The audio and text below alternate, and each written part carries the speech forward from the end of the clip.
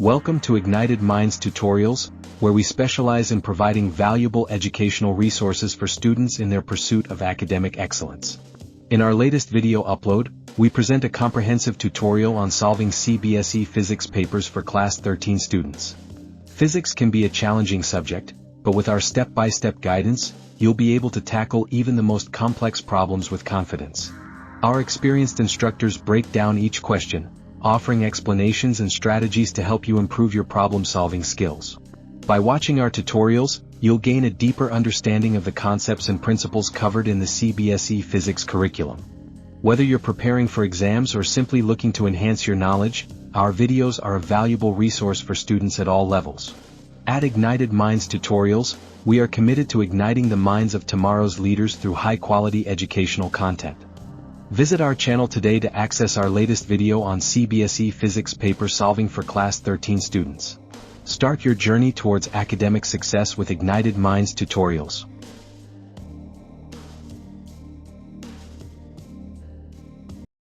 Okay so बच्चा party अपन करेंगे भाई साहब अभी फिजिक्स का पेपर सॉल्विंग कभी का है भाई साहब 2023 का रोल नंबर यहाँ पे रोल नंबर डालेंगे हाँ ओके मैं अटक गया भाई साहब तुम फिजिक्स सब यहाँ सब दिया हुआ है भाई साहब सी की वैल्यू एच की वैल्यू प्लैंक्स कांस्टेंट इलेक्ट्रॉन में चार्ज की वैल्यू म्यू नॉट की वैल्यू ई एप्सिलॉन नॉट की वैल्यू 1545 एप्सिलॉन नॉट ये भी दिया हुआ है वेरी गुड जनरल इंस्ट्रक्शंस पढ़ लिया भाई साहब बहुत बढ़िया भाई साहब बहुत बढ़िया ओके ये किसी लघु विद्युत त्रिभुज के अक्ष में क्या पढ़ो नहीं आ रही है भाई साहब हिंदी हिंदी में ऐसी आ रही है भाई साहब चलिए एक एक करके क्वेश्चन उठाते हैं अपन ठीक है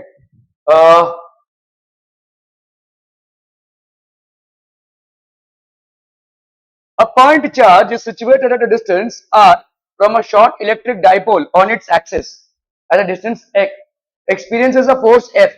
If the distance of this charge is 2r, okay, the force on the charge will be कैसे करेंगे भाई साहब इसको अभी इसको बंद कर दो फालतू में लाइट चल रहा है नहीं रुक जाओ वो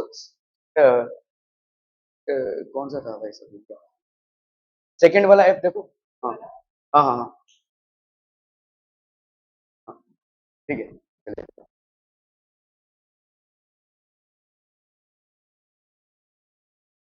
A point charge is situated at a distance r from a short electric dipole on its axis.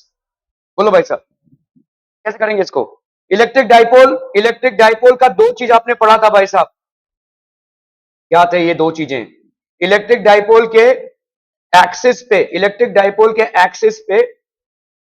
तो लेट्स से ये हो गया इसका एक्सिस ठीक है एक्सिस पे अगर हम कोई चार्ज रखते हैं और या तो परपेंडिकुलर बाइसेक्टर पे यहां पे कोई चार्ज रखते हैं ठीक है क्लियर है are we clear a point charge situated distance r from a short electric dipole on its axis ठीक है एक्सपीरियंसेस अ फोर्स तो यहां पे आपने कोई पॉइंट चार्ज को रखा है कितना होता है इस पे फोर्स कितना होता है इस पे इलेक्ट्रिक फील्ड देखो देखो देखो इलेक्ट्रिक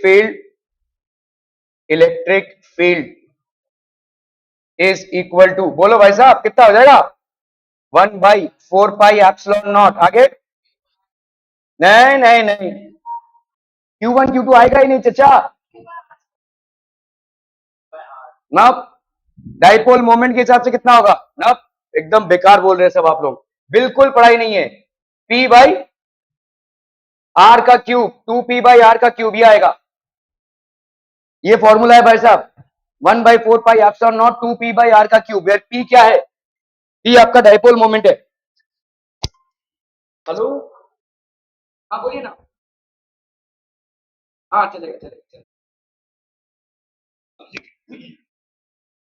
भाई साहब 2B बाई R क्यूब होगा ये तुम लोग सब भूल रहे हो तुम लोग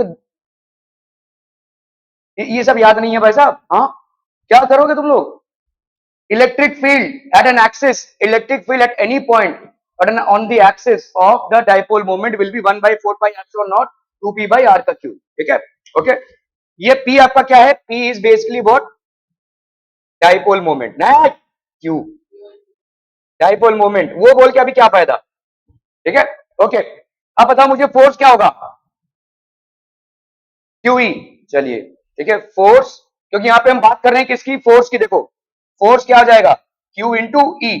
क्या ये समझ में आ रहा बच्चा party, force is Q into E. ठीक है, तो आपका भाई साहब यहाँ पे फोर्स की वैल्यू क्या हो जाएगी, पहले केस में अ पॉइंट चार्ज, तो in first case it is how much, 1/4 pi epsilon naught 2p by R का क्यूब। ठीक है भाई साहब, ओके क्लियर है। दूसरे केस में आपका आर क्या हो गया है, देखो 2r हो गया है।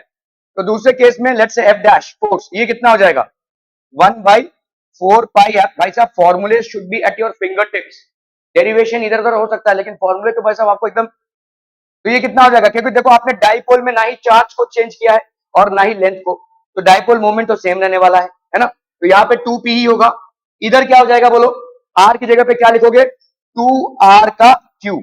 So this will be how much, 1/4 pi epsilon naught 2p, और ये हो गया आपका 8r का क्यूब। ठीक है क्लियर है। तो f dash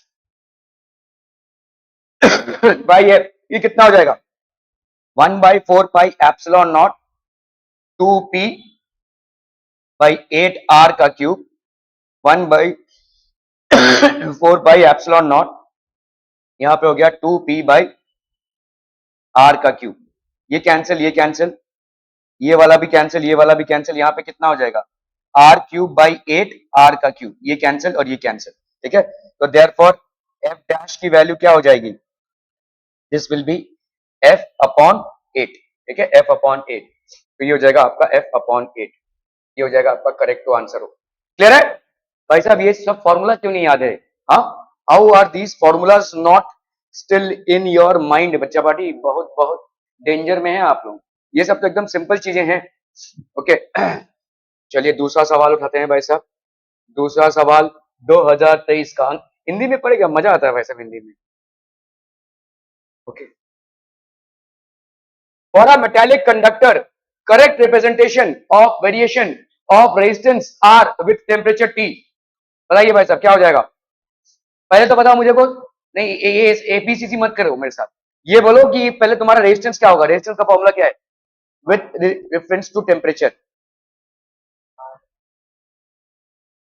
are naught, R O नहीं बोलते, आर नॉट बोलते, हाँ, अल्फा टी की अल्फा डेल्टा टी। ठीक है ओके, तो यहाँ पे आपका रेजिस्टेंस, मतलब आपका रेजिस्टेंस किसी भी टेम्परेचर पे, resistance at a particular temperature is equal to how much people, हम R O into 1 plus alpha delta T. ठीक है भाई साहब, ये है आपका। ओके तो यहाँ पे, और सी कैसे बोल रहे तुम, देखो गधे की तुम सी बोल रहे थे, अभी मैं तुमको बोलूंगा तुम गधे ही हो अगर तुमने सी बोला है, सी तुमने बोला अभी। आर टी की वैल्यू क्या हो जाएगी, R naught plus R naught alpha, R naught into alpha delta T, है कि नहीं भाई साहब, क्लियर है। तो इसको अपन क्या लिख सकते हैं, देखो R naught alpha delta T, और यहाँ पे प्लस आर नॉट, ऐसा लिख सकते हैं कि नहीं, आर टी की वैल्यू, आर को आपने किस में प्लॉट किया है, वाई में, इसको आप को रिलेट करो किसके साथ, y is equal to m x plus c. ठीक है, ये वाला जो सी है वो आपका ये वाला हो जाएगा, देखो दिस विल। ठीक है, तो आपका अगर आपने इसको प्लॉट किया हुआ है यहाँ पे, यहाँ पे आपने रेजिस्टेंस को प्लॉट किया हुआ है ना, यहाँ पे भाई साहब आपने रेजिस्टेंस को प्लॉट किया हुआ है, यहाँ पे आपने टेम्परेचर को प्लॉट किया हुआ है, तो आपका इधर से स्टार्ट हो रहा है अगर, तो यही हो जाएगा आपका क्या, वाई इंटरसेप्ट। ठीक है, ये हो जाएगा see that will be equal to are naught, और इधर से भाई साहब आपका, इधर से भाई साहब आपका ऐसे जा रहा है, क्योंकि यहां से आपकी डायरेक्ट प्रोपोर्शनलिटी होगी भाई साहब, एम एक्स। ठीक है, M into delta, M into X. क्या ये समझ में आ रहा है भाई साहब आपका, क्लियर है। So this A would be the correct answer हो बच्चा पार्टी, ए आपका करेक्ट आंसर होगा। ठीक है, क्या ये समझ में आ रहा है भाई साहब, इसको को रिलेट कीजिए आपके स्ट्रेट लाइन ग्राफ से, जिसका इक्वेशन क्या होता है, y is equal to m x plus c. जल्दीबाजी में मत रहिए, मैं आपको बार बार बोल रहा हूं। ठीक है, इत्मीनान से सॉल्व करना है, आपके पास पर्याप्त मात्रा में टाइम है, कोई दिक्कत नहीं है भाई साहब। आज तक मैंने ऐसा सुना ही नहीं कि लोग भाई साहब हॉल से बाहर आ रहे हो, वो भाई साहब मेरा छूट गया, इतना लेंदी पेपर था, I hardly here, at least in CBSE. लोग बोलते हैं कि नहीं हो पाया सवाल, लेकिन आई हैव नेवर हर्ड कि पीपल ऐसा बोल रहे हो। Okay, the potential difference across a cell in an open circuit is 8 volts. It falls to 4 volts when a current of 4 ampere is drawn from it. The internal resistance of the cell. Open circuit मतलब क्या होता है? In भाई साहब, in an open circuit, open circuit मतलब current flow नहीं हो रहा है कि नहीं? In an open circuit I will be equal to zero, है कि नहीं भाई साहब? फॉर्मूला क्या है भाई साहब? V potential drop is equal to E minus I into R, ठीक है? For I is equal to zero, V की वैल्यू क्या हो जाएगी? ई। तो ई की वैल्यू यहां पे कितनी है बोलो? कितना आ गया बोलो? 8 वोल्ट्स। तो ई की वैल्यू कितनी हो गई भाई साहब? 8 वोल्ट्स। ये आ गया आपका पहला भाई साहब। क्या ये समझ में आ रहा है? This would be the first one. Okay okay okay okay, ठीक है। It falls to when a current of 4 ampere is drawn from it. Now now यहां पे आपका भाई साहब, यहां पे क्या दिया हुआ है? करंट अगर आपका 4 एम्पियर्स है तो वोल्टेज कितने का हो गया भाई साहब? 4 वोल्ट्स। क्या ये समझ में आ रहा है भाई साहब? ओके, चलिए यहां पे आपका 4 is equal to E, that is 8 minus I 4, और ये आर लिख सकते हैं, बोलो। V is equal to E minus I r, ठीक है। ओके, तो आपका यहाँ पे 4R की वैल्यू क्या हो जाएगी? 8 माइनस 4, तो आपका R का वैल्यू 1 ओम, ठीक है। तो इंटरनल रेजिस्टेंस की वैल्यू कितनी हो गई भाई साहब? 1 ओम। इंटरनल रेजिस्टेंस की वैल्यू हो गई 1 ohm. Clear? Are we clear to this one? बहुत बढ़िया।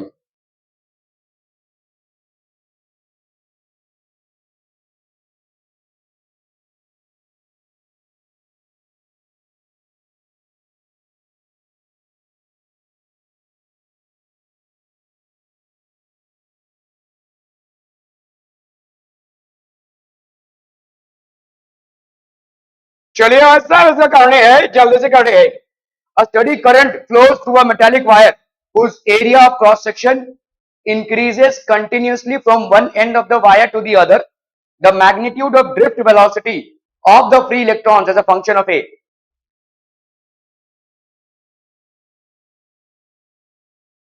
बोला हो कैसे करेंगे?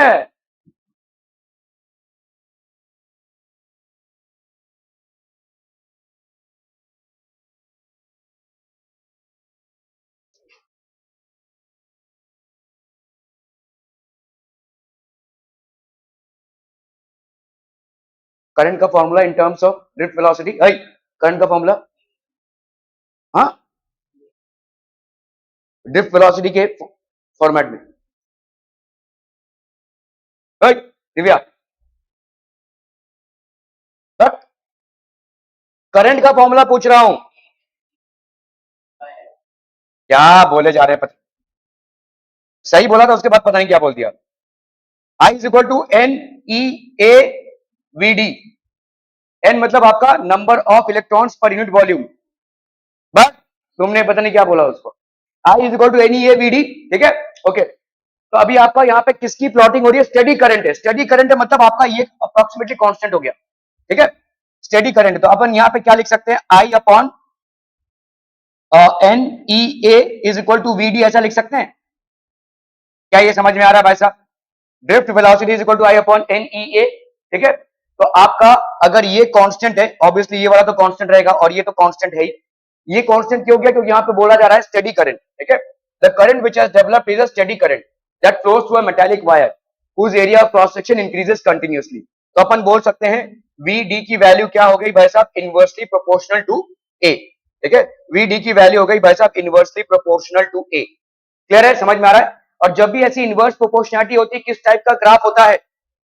बहुत बढ़िया, बहुत बढ़िया, this is very good. Rectangular क्या? पैराबोला, ठीक है, वेरी गुड। अगर आपका भाई साहब इनवर्स प्रोपोर्शनलिटी होती है तो आपका ग्राफ किस तरीके का होता है? ठीक है, for any inverse proportion, inverse proportionality, inverse proportionality में आपका ग्राफ होता है क्या? Rectangular parabola. और यहाँ पे रेक्टेंगुलर पैराबोला कौन सा है? ये वाला, ठीक है। So this would be the correct answer. Actually में हो क्या रहा है, देखो ये आपका ऐसा एरिया ना ऐसा बढ़ता जा रहा है, ये कोई क्रॉस सेक्शन है, एरिया ऐसा बढ़ता जा रहा है, ठीक है।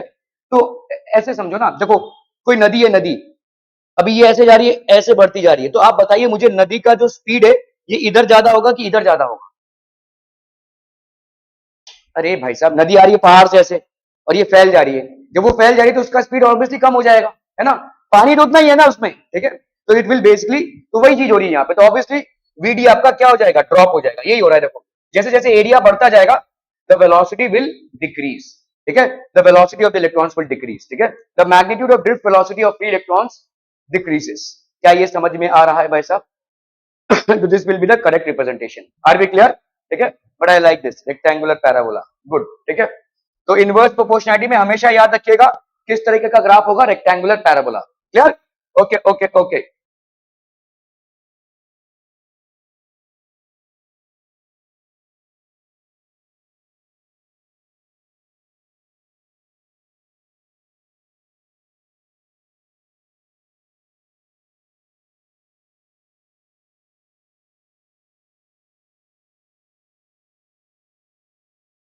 A diamagnetic substance is brought near the north or south pole of a bar magnet. ये नहीं बता पाओगे ना तो मतलब सर पिट लो अपना। क्यों? इसे ऐसे वैसे नहीं, डायमैग्नेटिक ऐसे वैसे नहीं, बताओ। हाँ, repel by both the poles, why? नहीं, ये भी आंसर नहीं है। Yes, the answer is correct, it will be repelled by both the poles, but what is the reason? A diamagnetic substance is a feeble magnetic substance जिसमें it will always oppose the external magnetic field, ठीक है। Diamagnetic substance जो है, diamagnetic substance, diamagnetic substance displays feeble magnetic field and it will always oppose external, it will always oppose external magnetic field, ये हमेशा external magnetic field को oppose करेगा। तो north pole के सामने भाई साहब अगर उसको लाओगे तो भी oppose करेगा साउथ पोल के सामने। So a diamagnetic substance is brought near the north or south pole of a bar magnet, it will be repelled by both the poles, ठीक है। क्लियर है, समझ में आ रहा है? ये हमेशा भाई साहब रिपेल करेगा पोल्स को। Are we clear on this one? ठीक है, डायमैग्नेटिक सब्सटेंस के अंदर फीबल मैग्नेटिक फील्ड होता है and it will always oppose the external magnetic field, ठीक है, क्लियर है? Okay okay okay. कोई वृत्ताकार कुंडली जिसका त्रिज्या 8 सेंटीमीटर है तथा जिसमें 40 फेरे हैं, उनमें ऊर्ध्वाधर व्यास के प्रेरित 50/पाई रेडियन प्रति सेकंड के कोणीय चाल से 3 × 10⁻² टेस्ला परिणाम है वैसा। चलिए वैसा उसको करने हैं, जल्दी से करने हैं।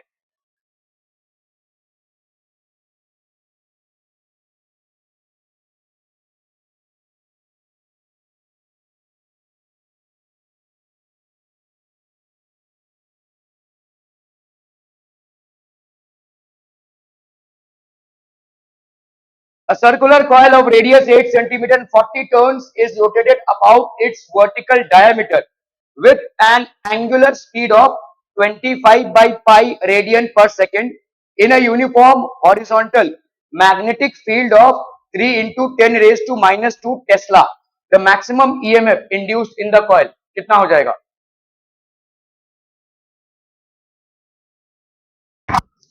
जल्दी जल्दी जल्दी।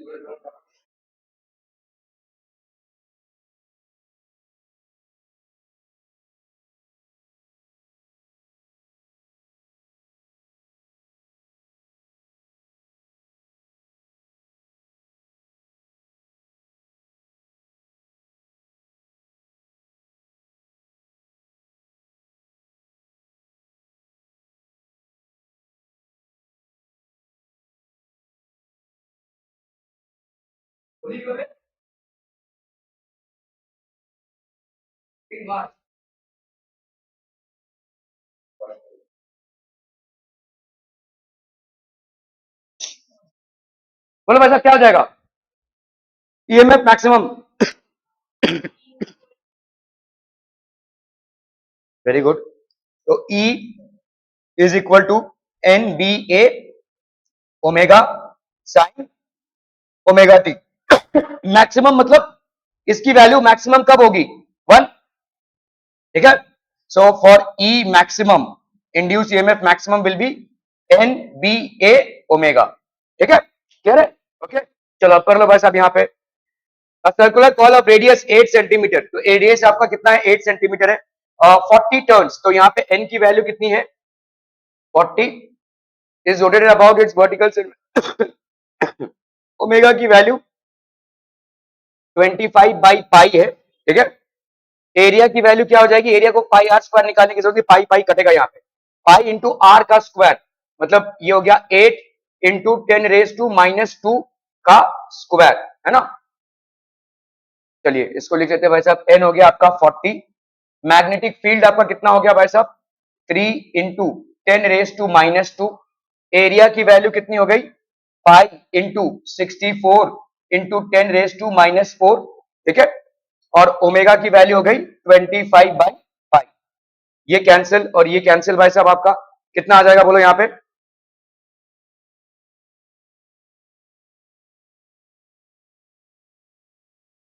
40 इंटू 3 64 इंटू 25, कितना आ रहा भाई साहब, ये करिए करिए भाई साहब, 25, चलिए ये कर ले, 25 इंटू 40, ये 25 4 सा 100 और ये एक और जीरो, है ना। और यहाँ पे है आपका इंटू 10⁻⁻², ये हो गया -6, 3 है और इंटू 64, 4 3 सा 12, 6 3 सा 18, 119, है ना भाई साहब, ठीक है। तो ये आ जाएगा कितना बोलो, 192 इंटू 10⁻³ 123, तो ये हो गया आपका कितना, 0.192 वोल्ट, ठीक है। So this would be the correct answer. Clear है, are we clear on this one people? Okay okay okay, अरे बाबा ओके, जल्दी से करने हैं, जल्दी से करने हैं, सही सही भी करने हैं।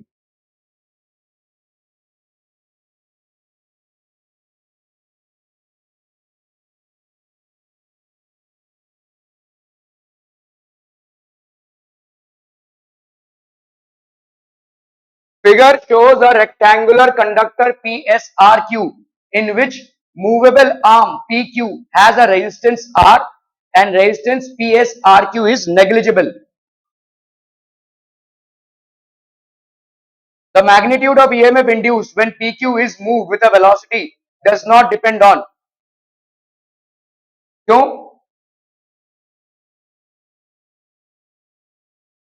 क्या क्या क्या क्या क्या इज इक्वल टू,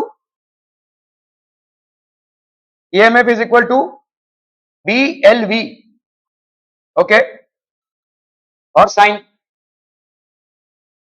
परपेंडिकुलर है इसलिए साइन 90 का 1 होता है। हाँ बोलो,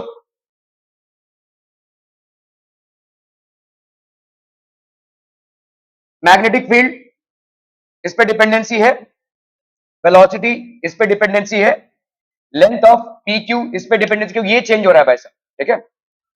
और रेजिस्टेंस इस पे डिपेंडेंसी नहीं है, ठीक है, there will be no dependency in this, ठीक है। ओके, सो आपका हो जाएगा भाई साहब, रेजिस्टेंस पे कोई डिपेंडेंसी नहीं है, so this would be the correct answer, does not depend on resistance, does not depend on resistance, okay okay okay.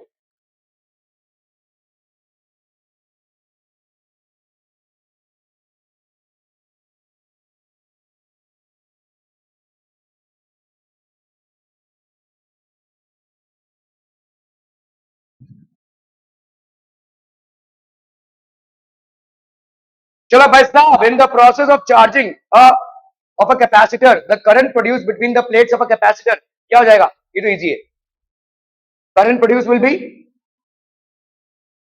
पहली बार, good, current produced will be absolute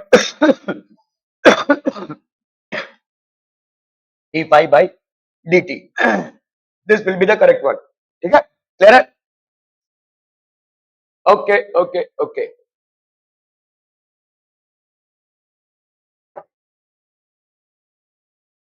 concave mirror, अच्छा मिरर, रे ऑप्टिक्स का सवाल है, चलो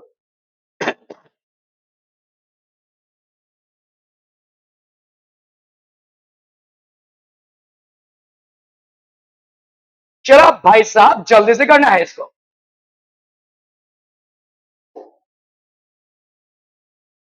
For a concave mirror of focal length f, the minimum distance between the object and its real image is,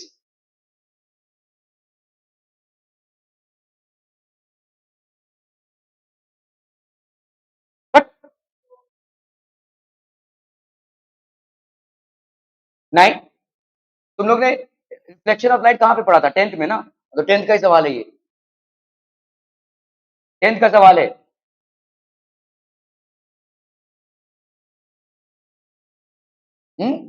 कैसे, कैसे zero, ठीक है, correct. अरे भाई साहब 10th का सवाल है, देखो तुमने यहाँ पे पढ़ रखा है कि अगर कोई कॉनकेव मिरर है, कॉनकेव मिरर है भाई साहब, ठीक है, और लेट से देखो ना ये 10th का सवाल है। आप अगर कॉन्सेप्ट वाइज देखे तो ये आपका कॉनकेव मिरर है भाई साहब, ठीक है, ये है आपका लेट से एफ, ये है आपका 2f, है ना, 2f बोल लो या c बोल लो, यहाँ पे this is basically radius of curvature, ठीक है। अगर आप यहाँ पे अगर किसी ऑब्जेक्ट को रखते हैं तो इसका इमेज कैसे बनेगा, ray of light parallel to principal axis after reflection passes through the focus, ray of light passing through the focus after reflection will be parallel to the principal axis, तो इसका image भी बराबर यहाँ पे ही बनेगा उल्टा, ठीक है, इन्वर्टेड इमेज इज फॉर्म, ये आपका इन्वर्टेड इमेज हो गया भाई साहब, ठीक है। तो जहां पे ऑब्जेक्ट वहीं पे इमेज, अगर ऐसा है तो ऑब्जेक्ट डिस्टेंस और इमेज डिस्टेंस में कितना फर्क होगा, जीरो का फर्क होगा, ठीक है।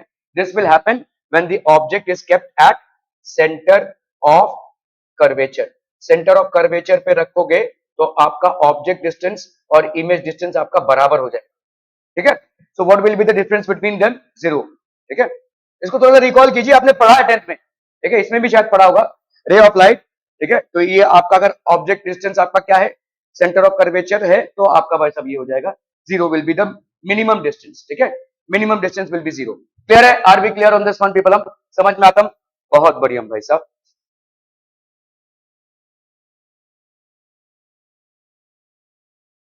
हाइड्रोजन परमाणु के बोर मॉडल की नवी कक्षा के त्रिज्या निम्नलिखित में से किसके समानुपाती होती है, भाई साहब करते हैं।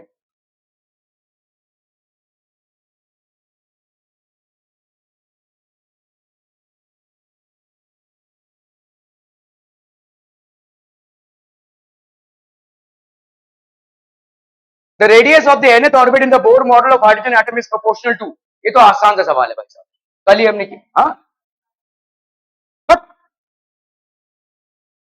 कल ही तो हमने किया इसको, कल ही किया, मेरे को याद है। आर एन की वैल्यू क्या होती है, N square into R naught, तो 1/n कहां से आएगा, अरे radius of the nth orbit is proportional to, ये तो कांस्टेंट हो गया ना, ये तो है आपका 0.53 पिकोमीटर ना,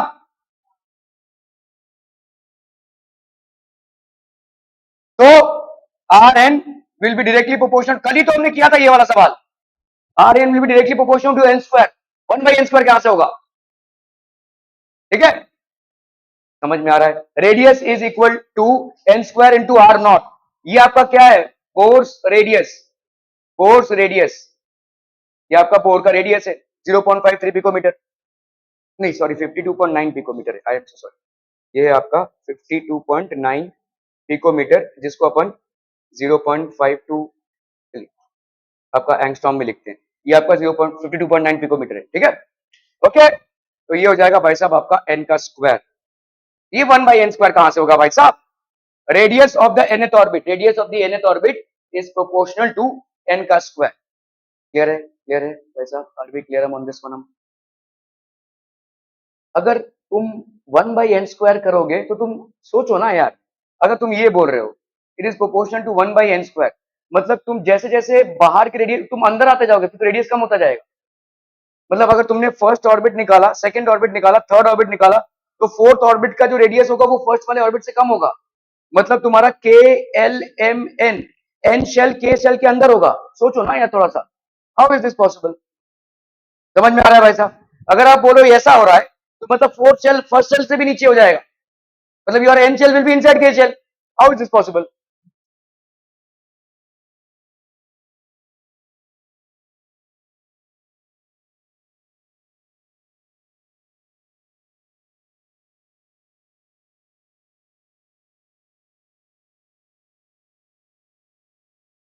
Hydrogen atom initially in the ground state absorbs a proton which excites it to the n is equal to 5 level. The wavelength of the proton is, चलिए फटाफट करना है भाई साहब इसको।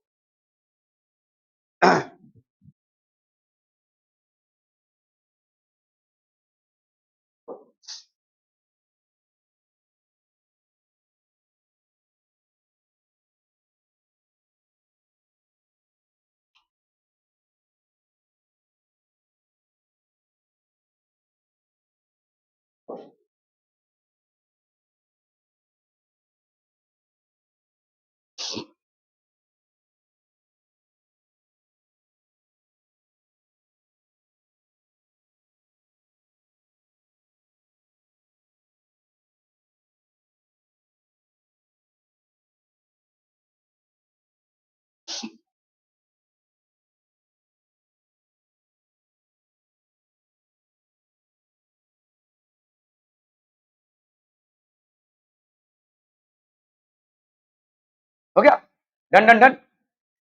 Hydrogen atom initially in the ground states absorbs a photon which excites it to the n is equal to 5 level, the wavelength of the photon. Energy क्या होती है? Energy is equal to hydrogen atom में कैसे करेंगे उसको? बोलो ना भाई साहब. हम्म.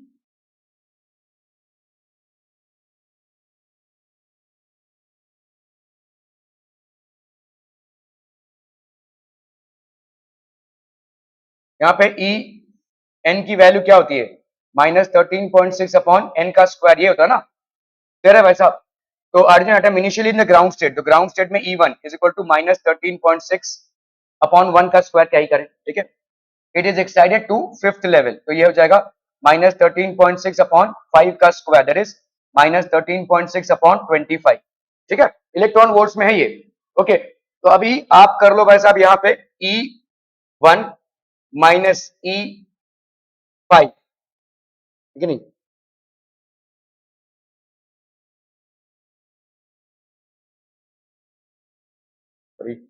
E5 minus E1 is equal to, यहाँ पे initially photon which excite the wavelength, ये हो जाएगा h इंटू फ्रीक्वेंसी, जिसको अपन क्या लिख सकते हैं, hc बाई लैम्डा. ठीक है, E5 माइनस E1, तो अपन लैम्डा को क्या लिख सकते हैं, hc by E5 minus E1. ठीक है, hc by E5 minus E1. ठीक है, h की वैल्यू यहाँ पे कितनी है, 6.6 इंटू 10⁻⁻34. यहाँ पे c की वैल्यू 3 इंटू 10. एक चीज याद रख लो भाई साहब, यहाँ पे ये जो है ना, आपको यहाँ पे जो मिल रहा है वो इलेक्ट्रॉन वोल्ट्स में है, इसको आपको जूल्स में कन्वर्ट करना है. तो 1 electron volt is equal to कितना जूल्स, 6 इंटू 10⁻⁹19. तो ये जो आपने निकाला है, यहाँ पे आप कर लो E5. भाई इतना बड़ा कैलकुलेशन वाला सवाल 1 मार्क्स का, बहुत नाइंसाफी है. 3 इंटू कुछ तो गड़बड़ होगा, 3 इंटू 10⁸8. ओके, और E5 माइनस E1 मतलब हो गया तुम्हारा कितना, -13.6 बाई 25 माइनस -13.6, है ना. तो यहाँ पे हो गया तुम्हारा कितना भाई साहब, 6.6 इंटू 10⁻⁻34 इंटू 3 इंटू 10⁸8 अपॉन, यहाँ पे हो गया तुम्हारा 13.6 को तुमने बाहर निकाला, 1 माइनस 1 अपॉन 25. क्या ये समझ में आ रहा है भाई साहब, है ना. तो तुम्हारा यहाँ पे हो गया 6.6, 6 जा 18, 6 1 19, 19.8 इंटू 10 रेज टू कितना हो गया भाई साहब, ये -34 पॉइंट, तो ये हो गया आपका 34, 34 माइनस 8, 8 प्लस 6 14 28 ना, 26 -26 अपॉन ये हो गया 13.6, और यहाँ पे 25 माइनस 1, तो ये हो गया 24, और ये हो गया आपका 25. ठीक है, क्लियर है भाई साहब? ये तो बहुत कॉम्प्लिकेटेड दिख रहा है यार जी, नैनोमीटर में आ गया ये आंसर. अच्छा, ये तो किया नहीं अपन ने, इसको करना है 1.6 इंटू 10⁻⁻19 से मल्टीप्लाई, है ना. तो ये तो करना ही पड़ेगा ना भाई साहब, यहाँ पे होगा जूल्स तभी होगा ना, 1.6 इंटू 10⁻⁻19. समझ में आ रहा है ये, क्योंकि ये तो आपका इलेक्ट्रॉन वोल्ट में है ना, 10⁻⁻, अभी जूल से हुआ है क्योंकि ऊपर आपका ये जूल्स पर सेकंड है ना, तो ये हो गया आपका कितना, 1.6 इंटू 10⁻⁻19. हाँ, अभी कुछ बराबरी हो रही है भाई साहब. ओके,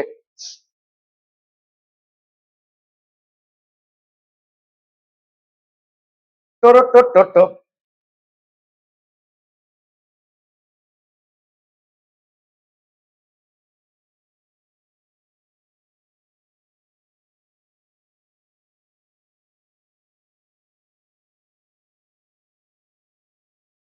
इधर देख लेते हैं भाई साहब कितना आ रहा है. देखो, ये सब तो आपका न्यूमेरिकल है ना.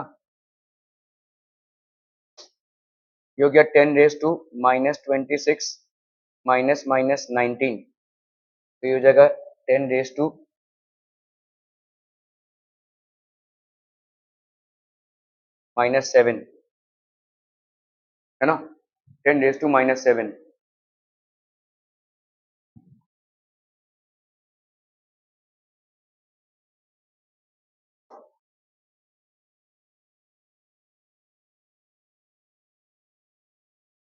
ये बहुत लंबा है भाई साहब ये तो। कितना? कोई कैलकुलेट करो भाई साहब इसको। हाँ हाँ, आर की वैल्यू कहाँ दी हुई है पेपर में? कहाँ दिया हुआ था? नहीं दिया हुआ था। क्या होता क्या यार? इतना बड़ा सवाल, इतना कैलकुलेशन नहीं होगा यार एक मार्क्स के सवाल में। नहीं दिया हुआ यहाँ पे देखो, मैंने पेपर में पढ़ा, नहीं दिया हुआ था। क्या बोल रही हो तुम? 1/?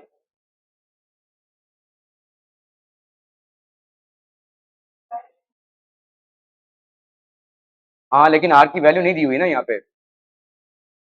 आर की वैल्यू कांस्टेंट में नहीं दी हुई है, तुमको जो दिया हुआ है उसमें से कैलकुलेट करना है। आर की वैल्यू नहीं दी हुई है बच्चा पार्टी। यार लेकिन इतना करो ना, थोड़ा सा करो ना, कहाँ है तुम इधर तक?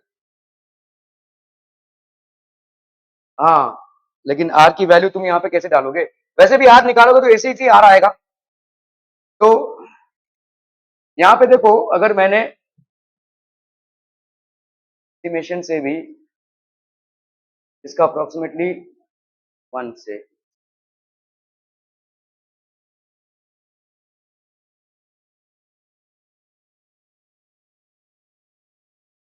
ये कैलकुलेटर लगाओ जरा, कितना आ रहा है फटाफट।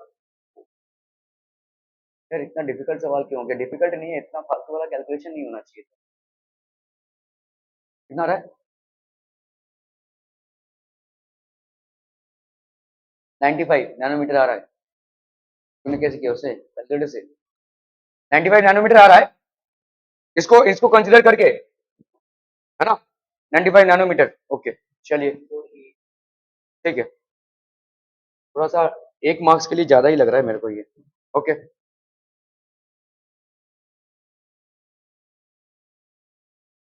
मैं क्या बोल रहा हूँ कि इसको ऐसे भी कर सकते हैं। देखो 95 नैनोमीटर ना, इसको ऐसे थोड़ा सा गेस वर्क करेंगे ना अपन।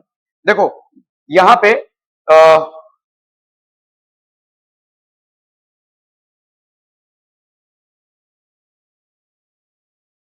देखो 13.6 देखो यहाँ पे 13.6 इंटू 1.6 और ये ऊपर है 19.8, अप्रोक्सीमेटली 1 हो जाएगा।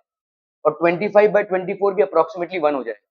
तो ऊपर तुम्हारा कितना आ रहा है देखो, ये अगर इन तीनों को लूं मैं, देखो ध्यान से देखो, ठीक है? थोड़ा सा एस्टिमेशन देखो, यहाँ पे 19.8 है और ये 13.6 इंटू 1.6, इसको अगर मैं डिवाइड करूं इससे तो अप्रोक्सीमेटली 1 आंसर आएगा। ठीक है, 13 इंटू 1.6 भाई साहब 19 तक जाएगा। ठीक है, तो यहाँ पे आपका ये 1 आ जाएगा। 25/24 भी अप्रोक्सीमेटली 1 आ जाएगा। ये वाला देखो, ये वाला 25/24 है भाई साहब। ठीक है, तो ऊपर क्या आ जाएगा? अप्रोक्सीमेटली 1 इंटू, ये करोगे अगर तुम्हारा कितना आ गया? 10⁻⁻⁷। मुझे अगर इसको करना है भाई साहब क्या, 10⁻⁻9, तो ये हो जाएगा कितना आपका? 100। 100 इंटू -9 मतलब 100 नैनोमीटर। इसके सबसे करीब कौन सा है? ऑब्वियसली ये वाला। ऐसे कर सकते हैं गेस वर्क।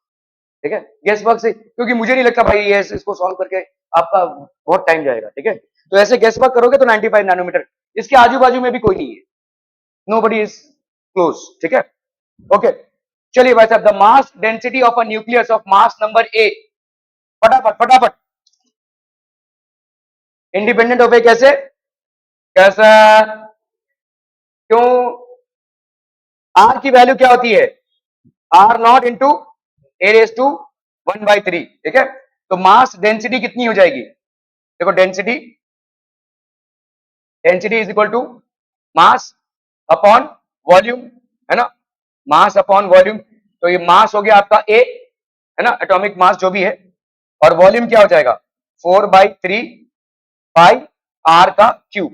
ठीक है, तो दिस विल बी ए, ये हो गया आपका 4/3 पाई आर का क्यूब, बोले तो इसका क्यूब, तो ये हो गया आर नॉट का क्यूब, और ए रेस टू 1/3 तो ए, ये और ये भाई साहब आपका हो गया कैंसिल, तो यहाँ पे हो गया आपका 3, ये हो गया नीचे 4 पाई आर नॉट का क्यूब। ठीक है, आर नॉट का क्यूब, इसमें ए है ही नहीं, so it is independent of A. Are we clear to this one people? हम समझ में आ रहा है? So this will be independent of A. Okay okay okay,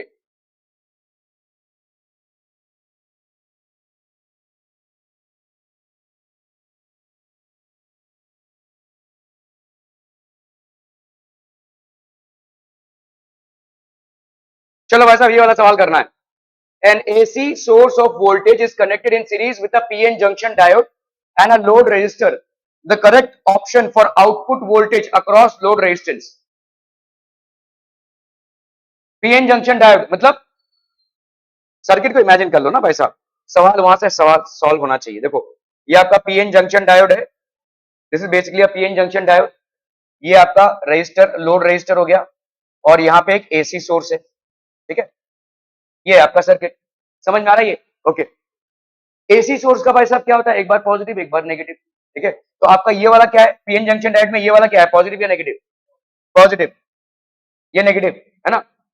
जब तुम्हारा एसी सोर्स में ये नेगेटिव है और ये पॉजिटिव है तो करंट फ्लो करेगा नहीं करेगा?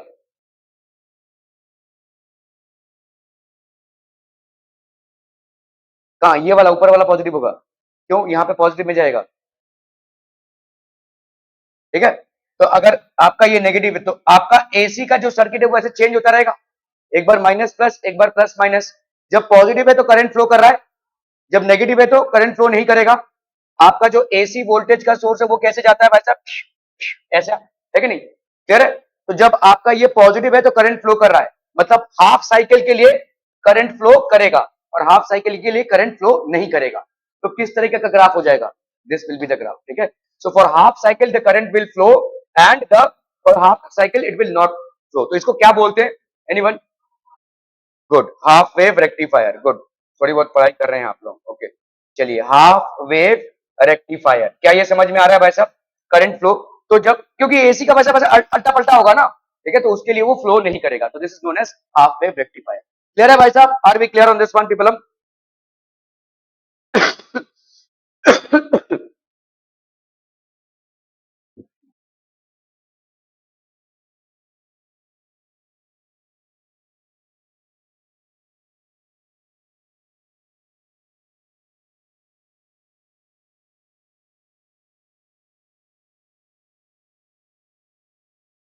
When an intrinsic semiconductor is doped with a small amount of trivalent impurity, huh? It becomes a p type semiconductor। क्यों भाई साहब? देखो ना, देखो सिलिकॉन है ये, ठीक है। इसका भाई साहब एक और सिलिकॉन, एक और सिलिकॉन, चार बॉन्ड बना रहा है ये भाई साहब सिलिकॉन। ये सिलिकॉन भाई साहब, ये सिलिकॉन, ये आपका सिलिकॉन, ठीक है। ये हो गया आपका सिलिकॉन, ये हो गया आपका सिलिकॉन, ठीक है। ये आपका भाई साहब सिलिकॉन सिलिकॉन सिलिकॉन।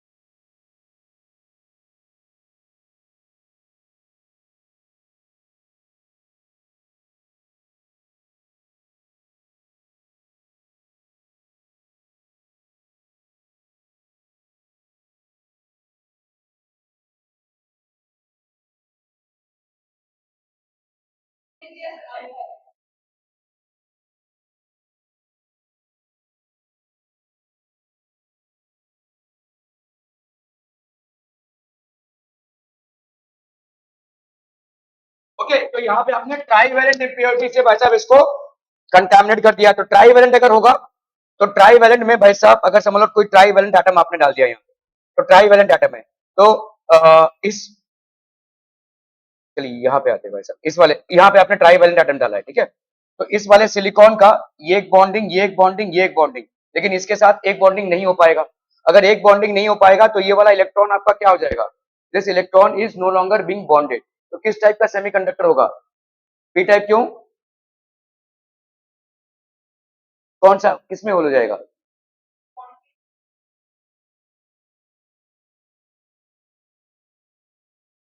तो इस बॉन्ड की जगह पे क्या हो जाएगा? होल। और ये वाला इलेक्ट्रॉन, तो यहाँ पे आपका एक होल क्रिएट हो जाएगा, this will be basically creating a hole. तो इस तरह से आपका किस टाइप का कंडक्टर क्रिएट हो जाएगा, पी टाइप सेमीकंडक्टर्स, ठीक है। Okay okay okay. और अगर आपने पेंटावैलेंट से कंटामिनेट किया या डोप किया तो एन टाइप, क्योंकि वहां पे एक इलेक्ट्रॉन आपको एक्स्ट्रा मिल जाएगा, ठीक है। पेंटावैलेंट का 4 ही इलेक्ट्रॉन आपके सिलिकॉन या किसी दूसरे सेमीकंडक्टर के साथ कंबाइन करेंगे तो एक आपका फ्री हो जाएगा, वही घूमता रहेगा, और इसीलिए उस टाइप में किस टाइप का सेमीकंडक्टर क्रिएट होगा, एन टाइप का। If the energy band diagram of n-type silicon, the gap between the bottom of the conduction band EC and the donor band level ED is in the order of, ये याद होना चाहिए आपको, 0.01 और भी कम होगा, ठीक है। आपका ये 0.01 इलेक्ट्रॉन वोल्ट है, ठीक है। The conduction band is to the order of 0.01 electron volt. Energy band diagram of n-type semiconductor, n-type silicon, ठीक है। The gap between the bottom of the conduction band and the donor energy level is of the order of 0.01 electron, ठीक है। ये तो मतलब इसमें तो कुछ वो नहीं था, इसमें तो सिर्फ एक सवाल ही था, ठीक है। But this is basically approximately solving your paper for कितने मार्क्स का हो गया ये, 15 मार्क्स, 15 मार्क्स, 1 घंटा लग गया या ज्यादा ही हो गया। We were doing this when an intrinsic semiconductor is doped, ये वाला हो गया था ना कल, ओके 60, ये वाला भी हो गया था ना, ओके चलिए भाई साहब, ये वाला हो गया था कल। 16th, when a bar of copper is placed in an external magnetic field, the field lines are concentrated inside the bar, ठीक है। The field lines are concentrated inside the bar. When a bar of copper is placed in an external magnetic field, the field lines get concentrated inside the bar. Copper is a paramagnetic substance.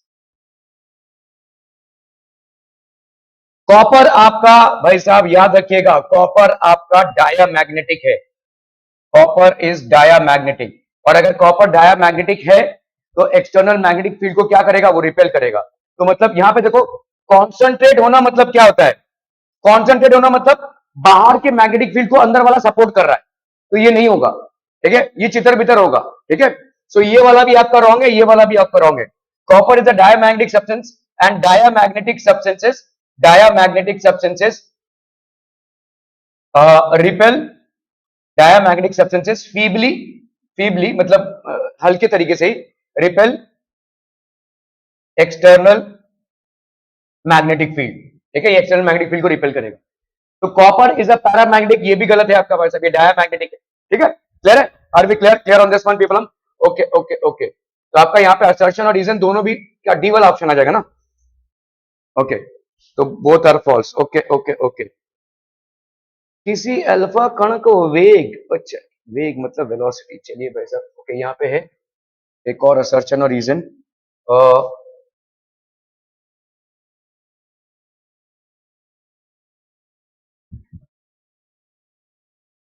phase difference between any 2 points on a wave front is 0. बोला जल्दी से बोला, नहीं monochromatic में क्यों जाना है, monochromatic wave front से मोनोक्रोमैटिक का कोई लेना देना नहीं है। Phase difference between any 2 points, देखो ना यार, ये आपका एक लाइट सोर्स है, ये भाई साहब वेव्स एमिट कर रहा है, ये ना, तो ये वेव्स एमिट कर रहा है, सेम टाइम पे तुम यहाँ पे हो, ये टेंजेंट जा रहा है, देखो ऐसे ये टेंजेंट जा रहा है, ठीक है, ये भाई साहब ये टेंजेंट जा रहा है, ठीक है। ये आपके वेव फ्रंट्स बनते जा रहे हैं, ये एक नया वेव फ्रंट, ये एक नया वेव फ्रंट, ऐसे वेव फ्रंट्स बनते जा रहे हैं। तो phase difference between any 2 points on a wave front is 0। ये वेव फ्रंट पे इस वाले पॉइंट पे और इस वाले पॉइंट पे आपका फेज डिफरेंस कितना हो जाएगा, 0, ठीक है, दिस विल बी 0, ठीक है। तो ये तो सही है भाई साहब, okay. All points on a wave front are at the same distance from the source and thus oscillate in the same phase, ठीक है। मतलब ये वाला भी अगर ऊपर गया रहेगा तो ये वाला भी भाई साहब ऊपर ही गया रहेगा, ये वाला अगर नीचे आया रहेगा तो ये वाला भी नीचे ही आया रहेगा, ठीक है। सो बोथ आर करेक्ट, यहाँ पे अगर सेम फेज में होंगे बोथ आर करेक्ट, ठीक है, बोथ आर एब्सोल्युटली करेक्ट। तो ये आपका ऑप्शन ए हो जाएगा, असर्शन एंड रीजन, ठीक है। तो दोनों भी भाई साहब आपके यहाँ पे करेक्ट है as per wave optics, okay. Photo electric effect demonstrates the particle nature of light, photo electric current is proportional to the incident radiation for frequencies more than the threshold frequency. चलिए भाई साहब अब इसको करना है, photoelectric effect demonstrate the particle nature of light, is it correct? अरे भाई साहब पार्टिकल नेचर होगा, ठीक है, आपका फोटोन आ रहा है, ठप से मार रहा है, इलेक्ट्रॉन निकल रहा है, तो इसका मतलब वो पार्टिकल नेचर ऑफ लाइट को डेमोन्स्ट्रेट कर रहा है, ये करेक्ट है भाई साहब। Photoelectric current is proportional to intensity of incident radiation for frequencies, आपका थ्रेशोल्ड फ्रीक्वेंसी से ज्यादा जब हो जाता है, तो अगर इंटेंसिटी है, इंटेंसिटी करंट भाई साहब किस पे डिपेंड करेगा? इंटेंसिटी पे डिपेंड करेगा कि नहीं? जितना देखो, जितना आप इंटेंसिटी को बढ़ाएंगे, इंटेंसिटी को बढ़ाएंगे तो नंबर ऑफ इलेक्ट्रॉन्स बढ़ेंगे, अगर नंबर ऑफ इलेक्ट्रॉन्स बढ़ेंगे तो करंट बढ़ेगा। क्या ही समझ में आ रहा है? लाइट के इंटेंसिटी को अगर बढ़ाएंगे, वेलोसिटी नहीं बढ़ेगी, वेलोसिटी नहीं बढ़ेगी, लेकिन नंबर ऑफ इलेक्ट्रॉन ज्यादा बढ़ेंगे, क्योंकि इंटेंसिटी बढ़ाएंगे तो नंबर ऑफ फोटॉन्स बढ़ेंगे, जितने नंबर ऑफ फोटॉन्स बढ़ेंगे उतना नंबर ऑफ इलेक्ट्रॉन्स भी बढ़ेंगे, अगर नंबर ऑफ इलेक्ट्रॉन्स बढ़ेंगे तो करंट भी बढ़ेगा, ठीक है। तो photoelectric current is proportional to the intensity of incident radiation for frequencies more than the threshold frequency. तो एक बार थ्रेशोल्ड फ्रीक्वेंसी के ऊपर जाते हैं तभी आपका फोटोइलेक्ट्रिक रेडिएशन चालू होता है, ठीक है। तो ये अपने आप में सही है, लेकिन is it the correct explanation of this? क्योंकि फोटोइलेक्ट्रिक इफेक्ट पार्टिकल नेचर है, पार्टिकल नेचर मतलब आप बात कर रहे हैं किसकी?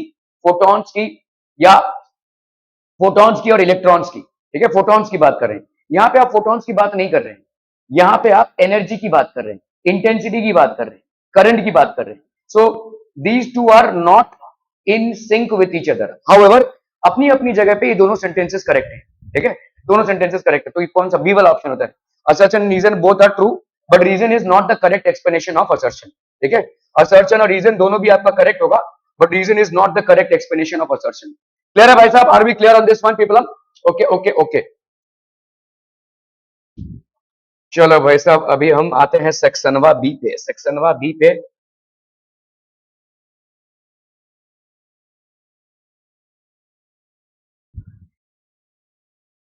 दो मार्क्स का सवाल है भाई साहब, 2 मार्क्स का सवाल, ठीक है। Okay, an alpha particle is projected with velocity v, यहाँ पे वेलोसिटी आपका v दिया हुआ है भाई साहब, कितना है? 3.0 इंटू 10⁵ मीटर पर सेकेंड। बहुत जरूरी है ये सारे चीजों आप लिखो। मैं ना आपको ना फिजिक्स पेपर चेकिंग के जो इंस्ट्रक्शंस होते हैं ना किसी एग्जामिनर को, वो भेजूंगा, ये आंसर दिए रहेंगे। आप देखोगे वहां पे कैसा इसे लिखा हुआ है कि इफ द वहां पे ऐसे क्लियरली लिखा रहता है, if the student has not mention the direction of acceleration no marks to be given. Direction of acceleration मतलब आई जे के उसने मेंशन नहीं किया है तो, ठीक है, कितने पे कितना मार्क्स मिलेगा वो सब रहता है, एक बार वो भी देख लेना, ठीक है। मैं इन्हीं के आंसर्स आपको भेजूंगा, ठीक है, बट जस्ट सी इट। ये आपका भी हो गया, an alpha particle is projected with velocity v, ठीक है, ये आपका आई कैप हो गया in a region in with the magnetic field. Magnetic field भाई साहब कितना है आपका? 0.4 tesla i cap plus 0.3 tesla j cap, ठीक है। Exist, calculate the acceleration of the particle in i j and k are unit vectors. तो आपको acceleration calculate करना है, ठीक है।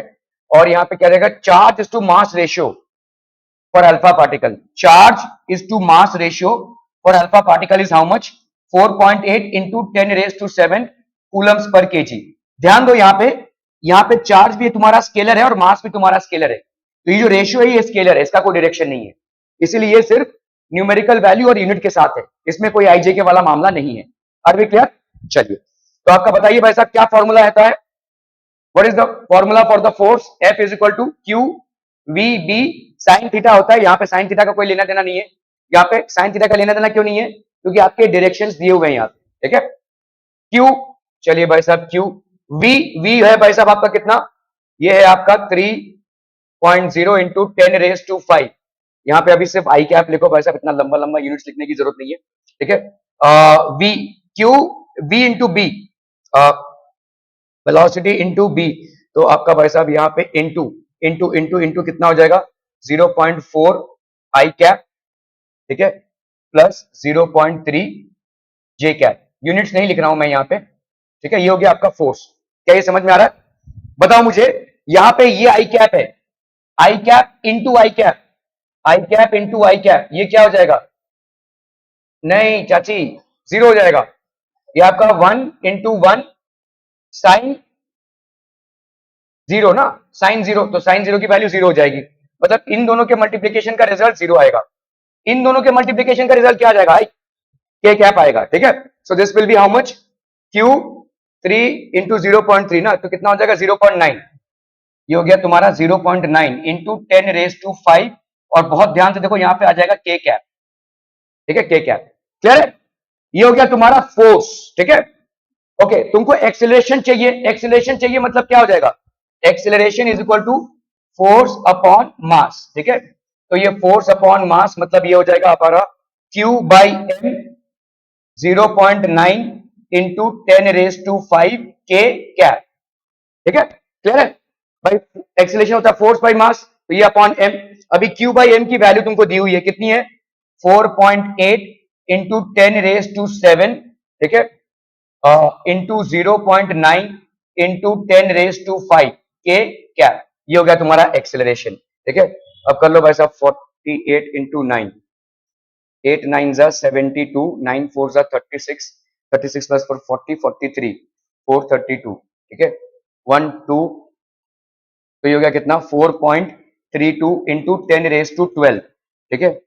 एक्सेलरेशन की वैल्यू हो गई भाई साहब कितनी 4.32 इंटू 10⁻12 के कैप। क्या ये समझ में आ रहा है भाई साहब?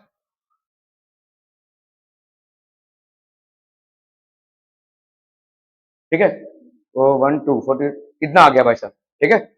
यहाँ पे ना मतलब ऐसा इंस्ट्रक्शन है कि ये अगर के कैप स्टूडेंट लिखना भूल गया है तो उसके मार्क्स काट लो, ऐसा है पूरा पूरा, तो be very careful about this. 2 marks में तुम्हारा उधर ही चला जाएगा, 2 मार्क्स का सवाल है, ठीक है।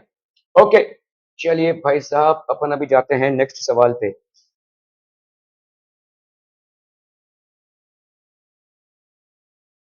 Consider N induced magnetic field changing, consider N induced magnetic field due to changing electric field and induced electric field due to changing magnetic field.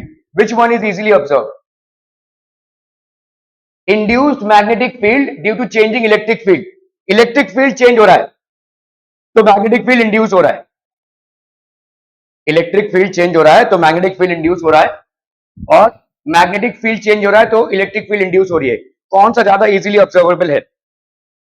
अरे भाई साहब देखो, आपका ये जो आपके घरों में जो बिजली आती है वो कैसे आती है, डैम, डैम से ये पानी गिरा भाई साहब, यहाँ पे मैग्नेट से जर्र से घूमेंगे तो मैग्नेटिक फील्ड से चेंज होने से क्या जनरेट होता है भाई साहब, इलेक्ट्रिक फील्ड।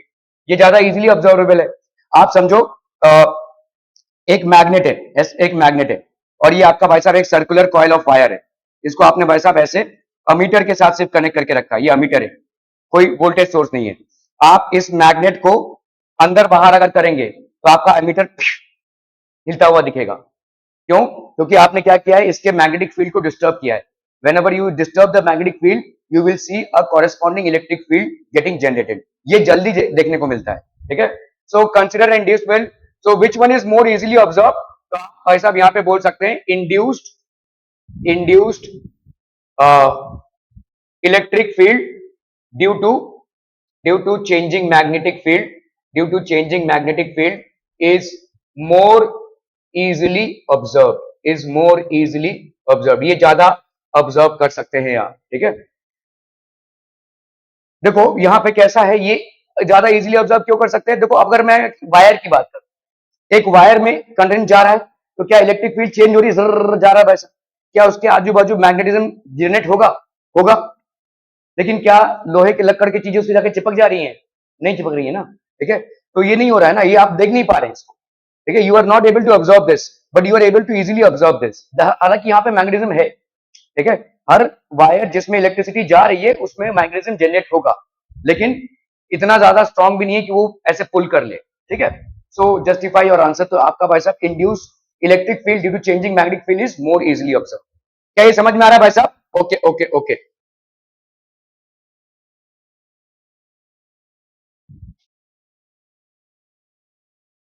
ये देखो, ये बार बार मैं बोलता हूं, ये हाइगेन्स प्रिंसिपल से तुम्हारा रिफ्लेक्शन या रिफ्रैक्शन आने ही वाला है, आएगा ही आएगा भाई साहब, ठीक है।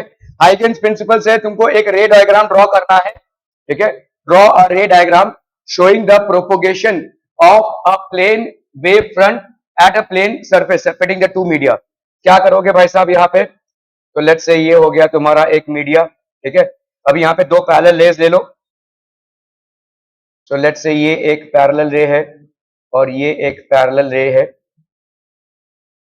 these are two parallel rays, ठीक है, ओके।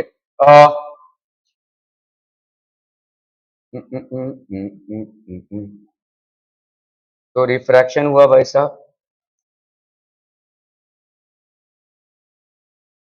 यहाँ पे नॉर्मल डाल दिया हमने, ठीक है, अभी हुआ यहाँ पे refraction, so the light will actually bend, ये हो गई भाई साहब बेंडिंग ऑफ लाइट, ठीक है, और भाई साहब, ओके। तो जब तक ये यहाँ पे पहुंचा तब तक ये यहाँ पे था, तो let's drop a perpendicular from here to here. तो ये हो गया आपका wave front which is reaching, ये हो गया आपका इंसिडेंट वेव फ्रंट, ठीक है, इंसिडेंट वेव फ्रंट हो गया। तब तक ये यहाँ पे पहुंच गया है, तब तक ये यहाँ पे पहुंचा, यहां से अपन ने एक परपेंडिकुलर इधर डाल दिया। क्या ये समझ में आ रहा है भाई साहब? ये सब आपको लिखना पड़ेगा, ठीक है, ये सब आपको लिखना पड़ेगा, 2 मार्क्स का सवाल है, ठीक है। तो हम यहाँ पे क्या बोलेंगे,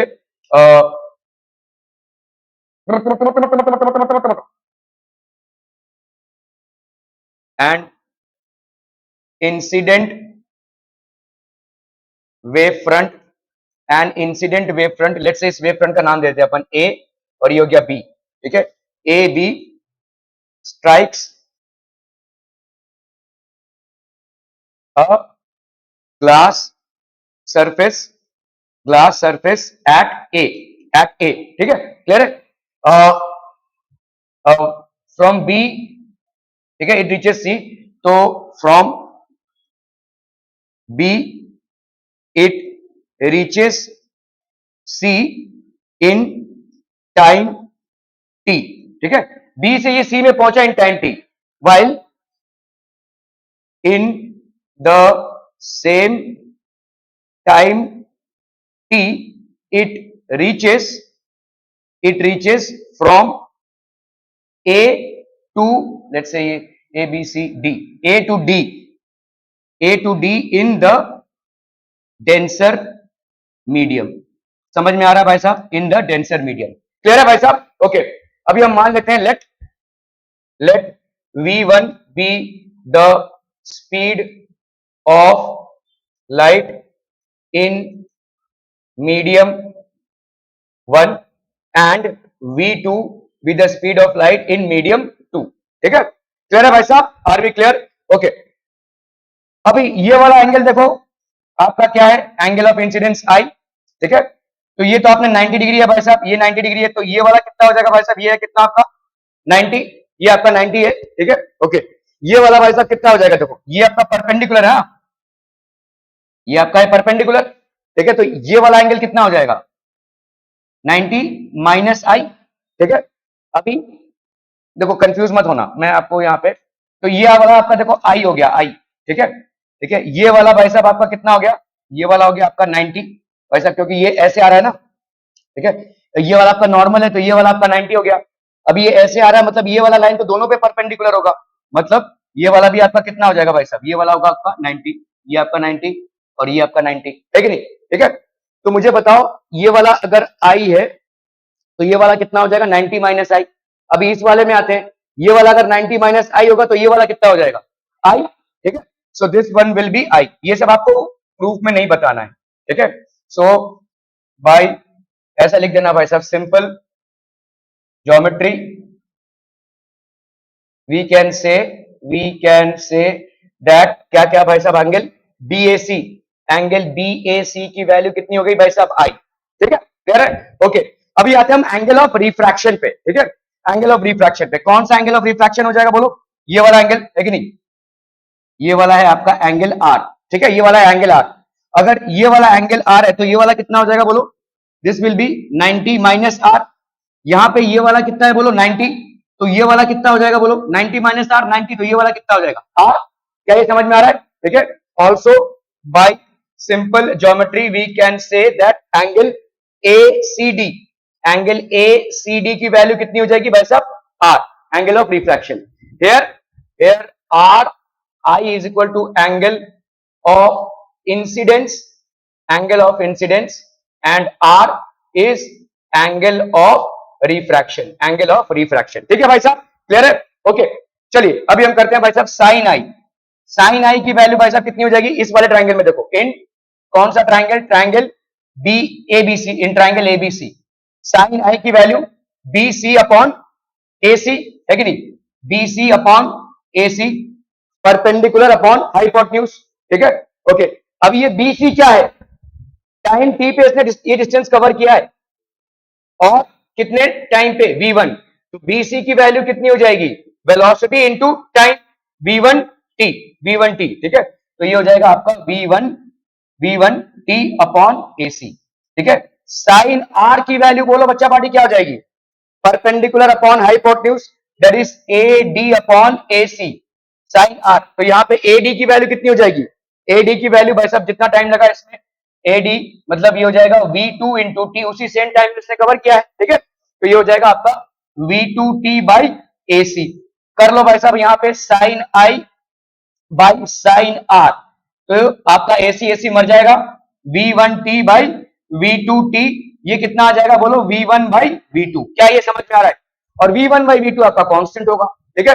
this is basically a constant, this is a constant, और यही है आपका क्या भाई साहब, Snell's law, this is Snell's law, ठीक है। और इसी हिसाब से भाई साहब इसको अपन क्या बोलते हैं, refractive index of second medium with respect to first, sine I by sin R, when light travels from one medium to another, the sign of the angle of incidence to sign of angle of refraction will always be a constant as per Snell's law. So this is how we will prove Snell's law of verification by Huygens principle. क्या ये समझ में आ रहा है भाई साहब, are we clear on this? Okay, okay, okay. ये सब डेरिवेशन आएगा ही भाई साहब, अरे बाप रे, ये वाला मैं यार भूल गया, रिफ्लेक्टिंग टेलीस्कोप, क्रोमैटिक एबरेशन वगैरह नहीं होता है, ये मैं भी भूल गया हूँ यार, वाई इज रिफ्लेक्टिंग, मैं इसका जवाब आप लोगों को दे दूंगा, I will send you the reply. ये आपका क्रोमैटिक एबरेशन नहीं होगा, refracting telescope, I'll send this to you, ठीक है, क्लियर है, थियोरेटिकल क्वेश्चन है बेसिकली।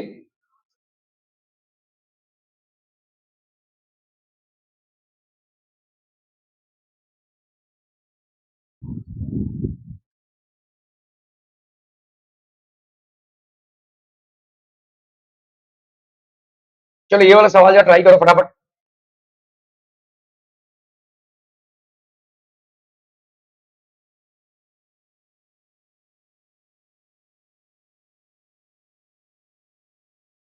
ये बस शायद इसका आंसर हो यार,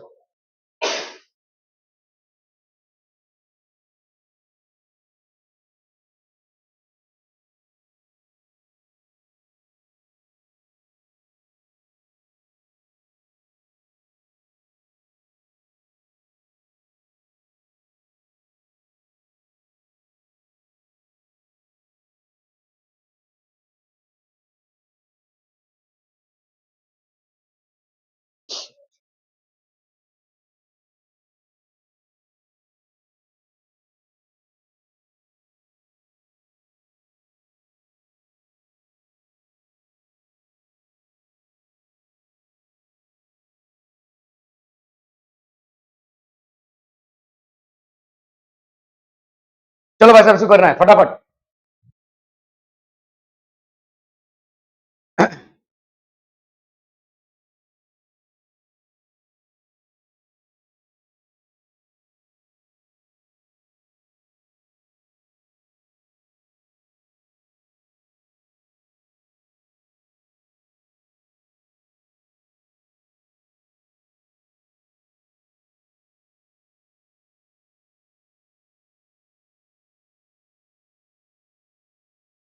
हो गया, हाँ, अरे जल्दी जल्दी जल्दी, to coherent monochromatic light beams of intensities, एक का भाई साहब इंटेंसिटी है तो I1 है भाई साहब आपका I, और I2 की वैल्यू क्या है 4I, ठीक है। Super impose each other, find the ratio of the maximum and minimum intensities, तो I मैक्स की वैल्यू क्या हो जाएगी बोलो, ratio of I max upon I minimum, ठीक है। तो ये हो जाएगा भाई साहब I1 प्लस I2 का स्क्वायर, और ये हो जाएगा आपका क्या, I1 माइनस I2 का स्क्वायर, है कि नहीं, क्लियर है, हाँ, अंडर रूट में आएगा ना,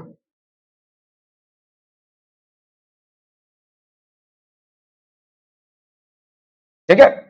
नहीं अंडर रूट में कैसे आएगा, फिर तो बाहर आ जाएगा ना।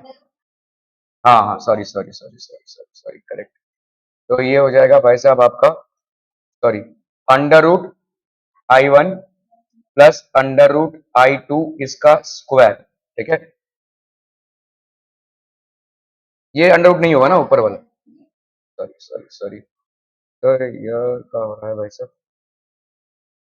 तो ये हो जाएगा आपका under root I1 plus under root I2 इसका भाई साहब स्क्वायर अपॉन, यहाँ पे हो जाएगा आपका under root I1 minus under root I2 इसका स्क्वायर, ठीक है। I1 की वैल्यू भाई साहब यहाँ पे कितनी होगी, I, ठीक है। तो under root I plus under root 4I इसका square, under root I plus under root 4I इसका स्क्वायर है ना। और यहाँ पे भाई साहब under root I minus under root 4I इसका स्क्वायर, ठीक है। तो यहाँ पे कर लो I, तो यहाँ पे हो गया आपका अंडर रूट I का square plus under root 4I का square plus 2 under root I into under root 4I, है कि नहीं। यहाँ पे क्या हो जाएगा बोलो, अंडर रूट I का square plus under root 4I का square minus 2 under root I into 4I, ठीक है। तो यहाँ पे कितना हो जाएगा, अंडर रूट I का स्क्वायर मतलब आ गया आपका I, अंडर रूट 4I का स्क्वायर मतलब आ गया आपका 4I, क्या ये समझ में आ रहा है, ठीक है। और इधर कितना हो जाएगा बोलो, 2 I इंटू 4I कितना हो जाएगा 4I का स्क्वायर, भाई अंडर रूट में कितना आ जाएगा 4I का स्क्वायर मतलब 2I बाहर आएगा, तो 2 इंटू 2I मतलब आ जाएगा आपका 4I, क्या ये समझ में आ रहा है भाई साहब।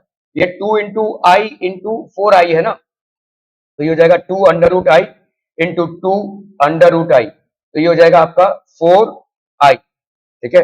इधर कितना हो जाएगा बोलो, I plus 4I minus 4I, I plus 4I minus 4I, तो यहाँ पे आपका भाई साहब कितना हो जाएगा 9I, 4I plus 4I plus I, तो ये हो जाएगा आपका 9I, यहाँ पे आपका ये कैंसिल अपॉन I, तो ये हो गया I, तो ये हो गया आपका 9, ठीक है, क्लियर है। तो I max upon I find the ratio of the minimum and maximum, so this will be 9:1, ठीक है। So I max is to I minimum, I max is to I minimum will be equal to 9:1, क्या ये समझ में आ रहा है भाई साहब, ठीक है। ओके ओके ओके,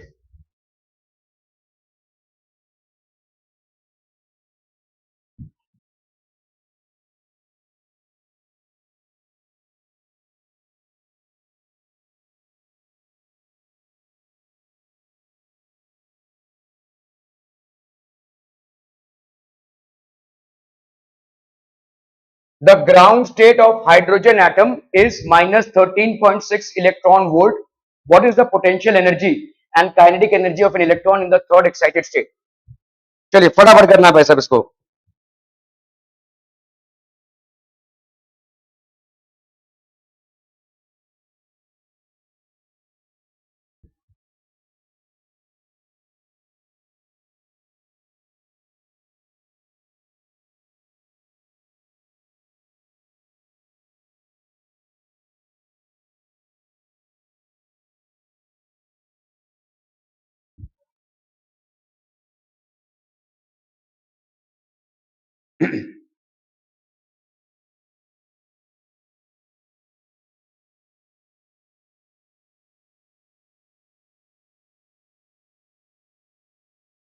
हो गया, done done done.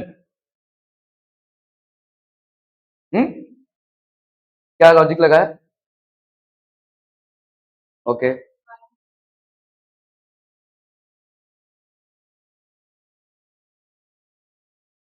Total energy की हाफ होती है और पोटेंशियल एनर्जी,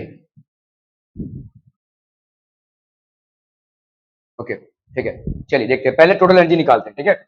यहाँ पे आपका भाई साहब ई एन की वैल्यू क्या होती है, -13.6 अपॉन एन का स्क्वायर, ठीक है। तो हम यहाँ पे पहले टोटल एनर्जी की बात करते हैं, तो total energy will be how much, -13.6 upon n का स्क्वायर, क्या है भाई साहब थर्ड है ना, 3 का square, so that will be -13.6 upon 9, कितना आ रहा है, 9 1 9 5 1.5 इलेक्ट्रॉन वोल्ट। ठीक है, ये आ गया आपका टोटल एनर्जी। ठीक है, याद रखो, चाहे तो लिख भी लो इसको, पोटेंशियल एनर्जी क्या होती है, पोटेंशियल एनर्जी होगी भाई साहब, और काइनेटिक एनर्जी क्या होती है। ठीक है, ध्यान देना यहाँ पे, potential energy is twice of total energy, और काइनेटिक एनर्जी ध्यान रहे माइनस ऑफ टोटल एनर्जी होगा। समझ में आ रहा है ये। ठीक है, what is the potential energy and kinetic energy, तो potential energy will be twice of total energy, इसको याद रखना भाई साहब, potential energy will be twice of total energy and kinetic energy, देखो ऐसा करोगे ना, ऐसा देखो, twice of total energy minus total energy कितना आ जाएगा, टोटल एनर्जी, दोनों को ऐड करो ना, potential energy plus kinetic energy तुम्हारा कितना आ जाएगा, टोटल एनर्जी। ठीक है, ट्वाइस ऑफ टोटल एनर्जी और ये माइनस, ओके चलो भाई साहब, पोटेंशियल एनर्जी की बात करें अपन अगर, तो 2 इंटू टोटल एनर्जी यहाँ पे कितनी है, यार मैं कोई गड़बड़ तो नहीं कर रहा हूँ यहाँ पे, 1.5, ठीक है ना, ये 1.5 है, the ground state is, what is the potential energy and kinetic energy of the electron in third excited state.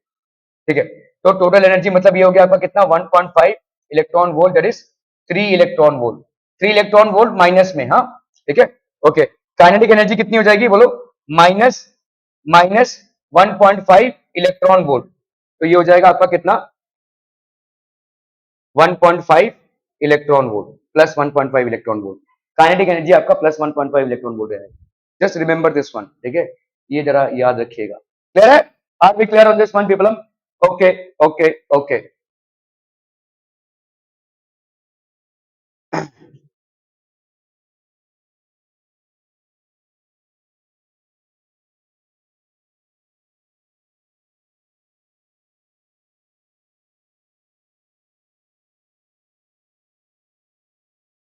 Differentiate between intrinsic and extrinsic semiconductors, बड़ा भाई साहब, बड़ा वाला बड़ा बड़ा वाला बड़ा वाला, चलिए।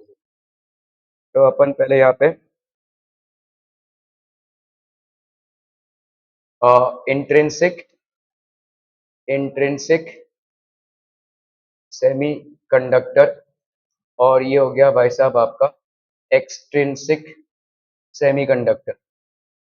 ठीक है, intrinsic semiconductor and extrinsic semiconductor.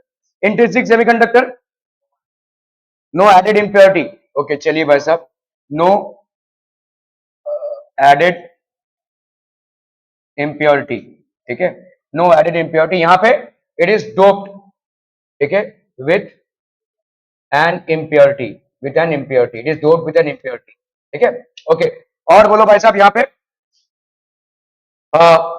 आपको इंट्रिंसिक सेमीकंडक्टर को एज अ सेमीकंडक्टर व्यवहार करने के लिए क्या करना पड़ता है, तभी वो सेमीकंडक्टर की तरह बिहेव करेगा, when you supply energy to it. ठीक है, you have to basically give energy in order to use it as a semiconductor।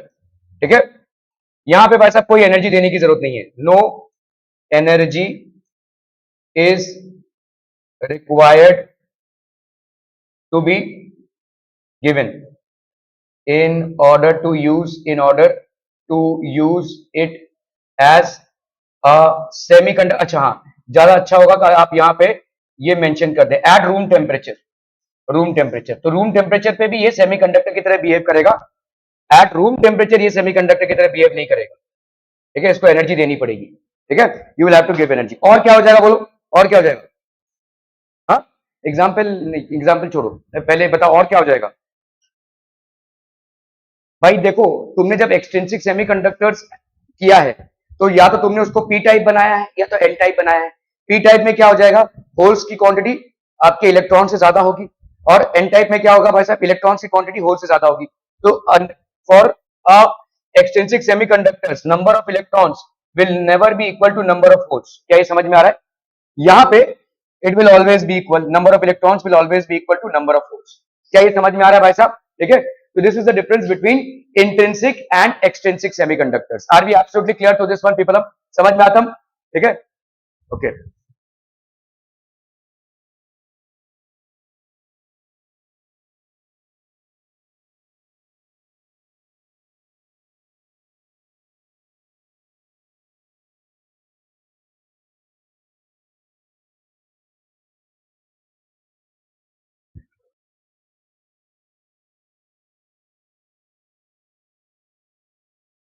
चलिए वैसे इसको कर रहे हैं. This draw the circuit arrangement for studying the potential versus current characteristics of a PN junction diode in forward bias and reverse bias.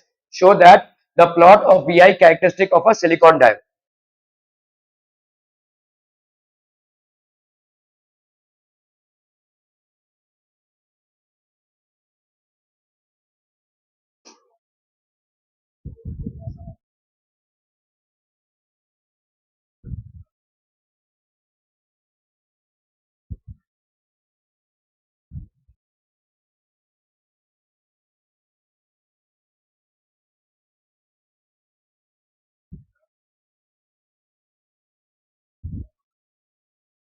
बोलो.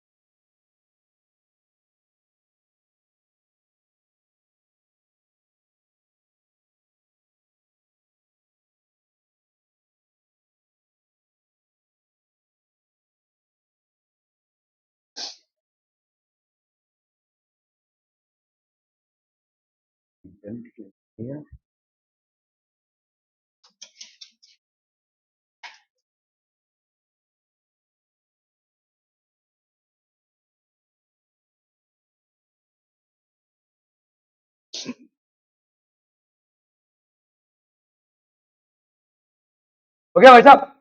Done done done. बताओ भाई साहब कैसा हो जाएगा. दिखा दिखा तूने बनाया.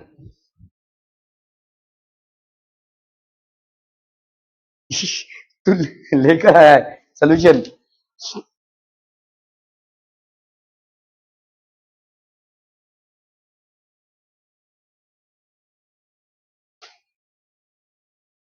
ये क्या है ये मतलब पेपर का ही सोल्यूशन है. नहीं चाहिए सेमीकंडक्टर का. ये किसने दिया है.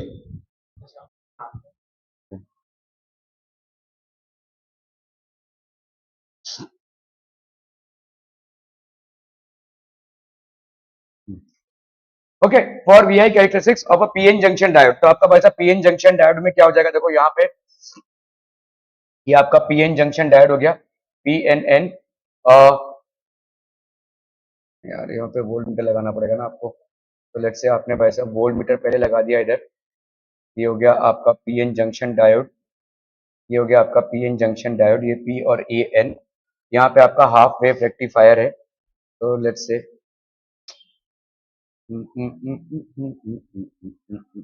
ये आपका प्लस है, ये माइनस है। पॉजिटिव से जब पॉजिटिव आपने कनेक्ट किया है, यहाँ पे आप भाई साहब एक अमीटर लगा दो, ठीक है। पॉजिटिव से जब पॉजिटिव कनेक्ट किया तो ये किस टाइप का जंक्शन डायोड हो जाएगा? फॉरवर्ड, ये हो जाएगा आपका forward bias, this will B forward bias, ठीक है। और यही चीज अगर आपका भाई साहब यहाँ पे वोल्ट मीटर है, ठीक है, ये है आपका P N junction diode, P और एन, ठीक है। और यहाँ पे आपने भाई साहब क्या किया है? नेगेटिव और ये पॉजिटिव, ठीक है। ये है आपका अमीटर, ये नेगेटिव और ये पॉजिटिव है, तो ये आपका हो जाएगा भाई साहब रिवर्स बायस, ठीक है। और आप जब प्लॉटिंग करेंगे तो प्लॉटिंग कुछ इस तरह की होगी भाई साहब, फॉरवर्ड बायस और रिवर्स बायस में break even voltage, this is how the graph would look like, ठीक है। अगर आपने भाई साहब वोल्टेज और आई को प्लॉट किया हुआ, this is how the graph is going to look like, ठीक है। क्लियर है? ये आपका सिलिकॉन डायोड का हो जाएगा भाई साहब। Okay okay okay.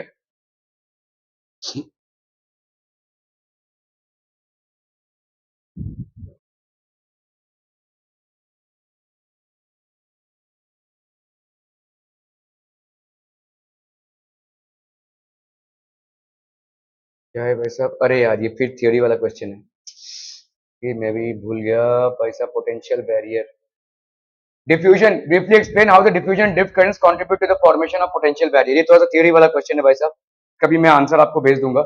Potential barrier कैसे क्रिएट होता है? साइड में आपके चार्जेस एक्यूमुलेशन से आपका पोटेंशियल बैरियर क्रिएट हो जाता है, ठीक है।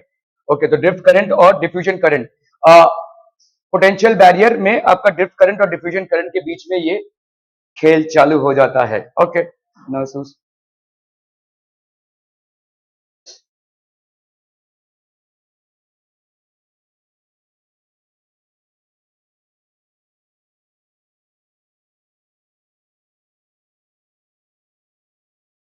चलिए बस अभी सवाल करना है फटाफट, क्विकर क्विकेस्ट, जल्दी जल्दी जल्दी।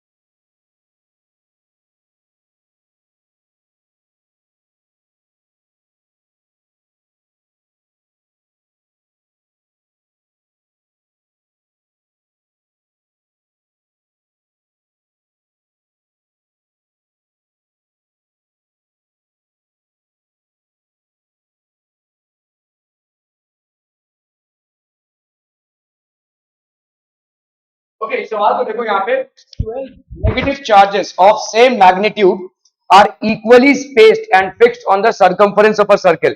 ये एक सर्कल है, तो आपके पास 12 नेगेटिव चार्जेस हैं, 1 2 3 4 5 6 7 8 9 10 11 12, 12 नेगेटिव चार्जेस, ठीक है।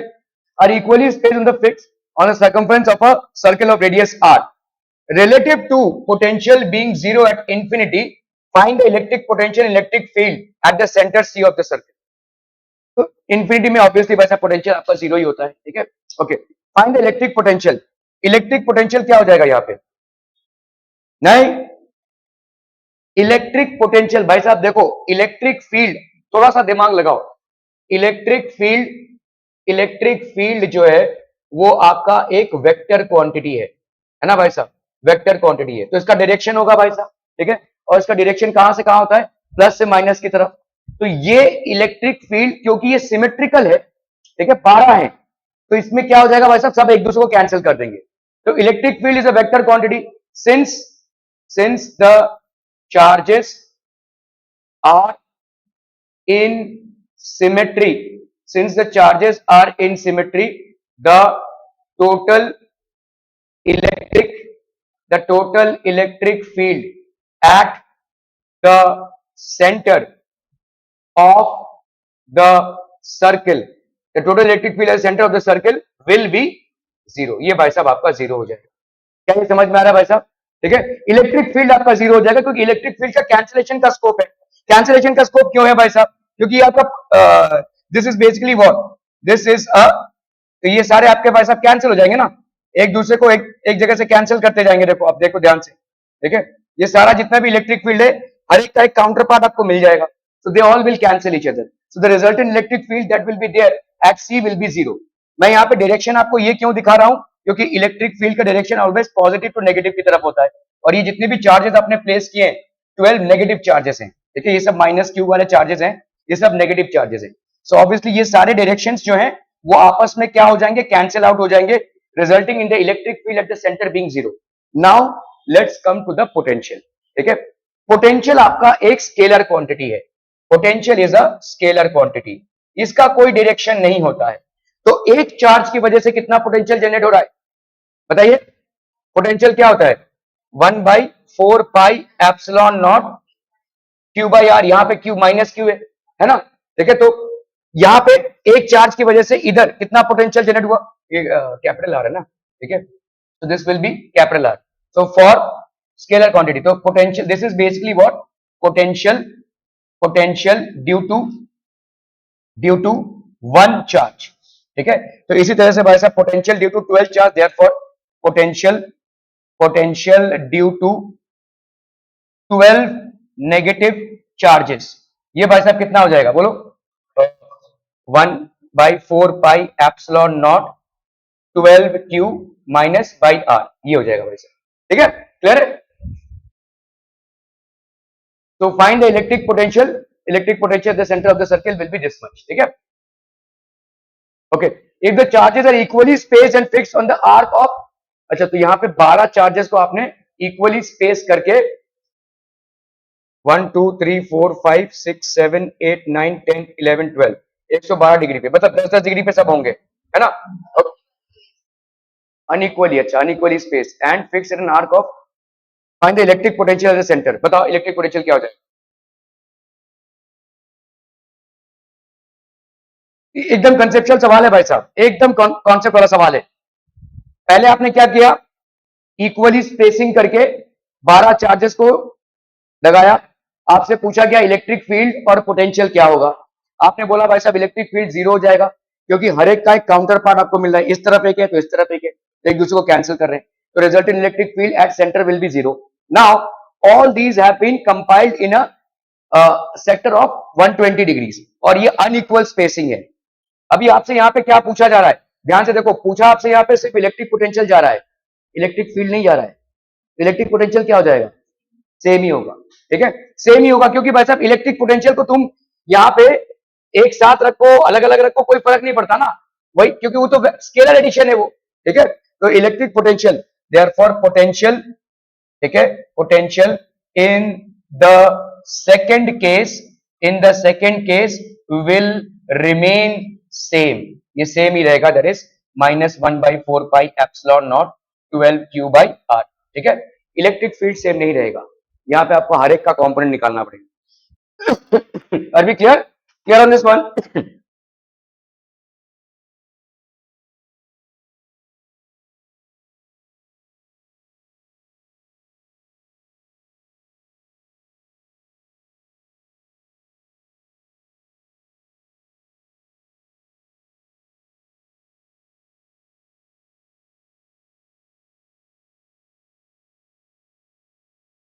अरे यार ये भी थियोरेटिकल सवाल है। How does resonance differ from impedance? How does resistance differ from impedance? बताइए भाई साहब ये क्या हो जाएगा? रेजिस्टेंस और इम्पीडेंस में, यार ये थियरी थियरी थियरी, रेजिस्टेंस और इम्पीडेंस में क्या डिफरेंस है बताइए भाई साहब?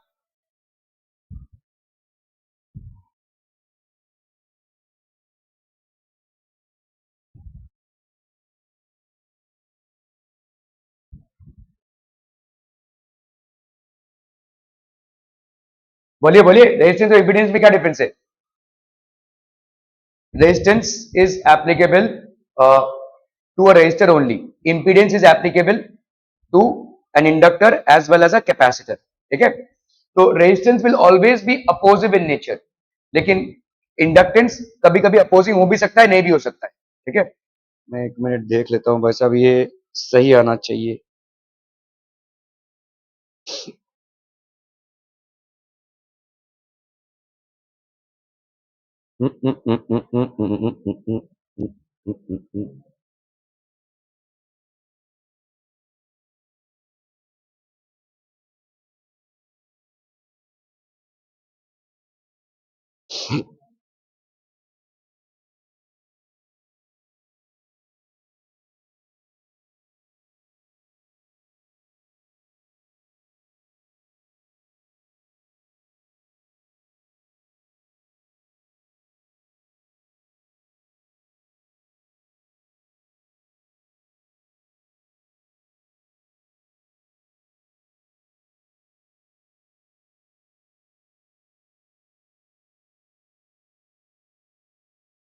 ओके, पहला है भाई साहब आपका, देखो रेजिस्टेंस और इंपीडेंस में, ठीक है? आओ जैसे रेजिस्टेंस, तो रेजिस्टेंस हो गया भाई साहब ये रेजिस्टेंस, और ये हो गया लेट्स से आपका इंपीडेंस।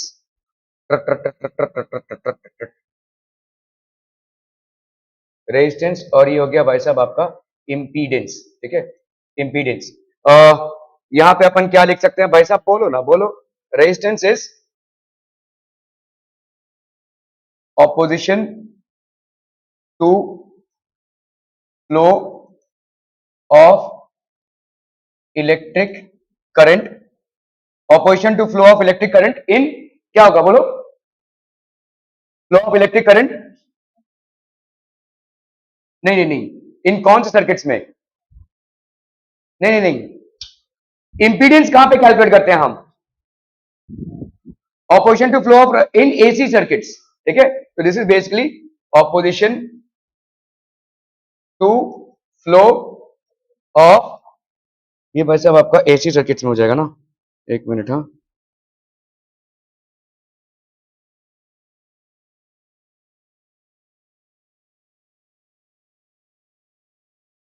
ठीक है? To flow of electric current, electric current in AC circuits only, ये सिर्फ और सिर्फ भाई साहब एसी सर्किट्स में ही होगा।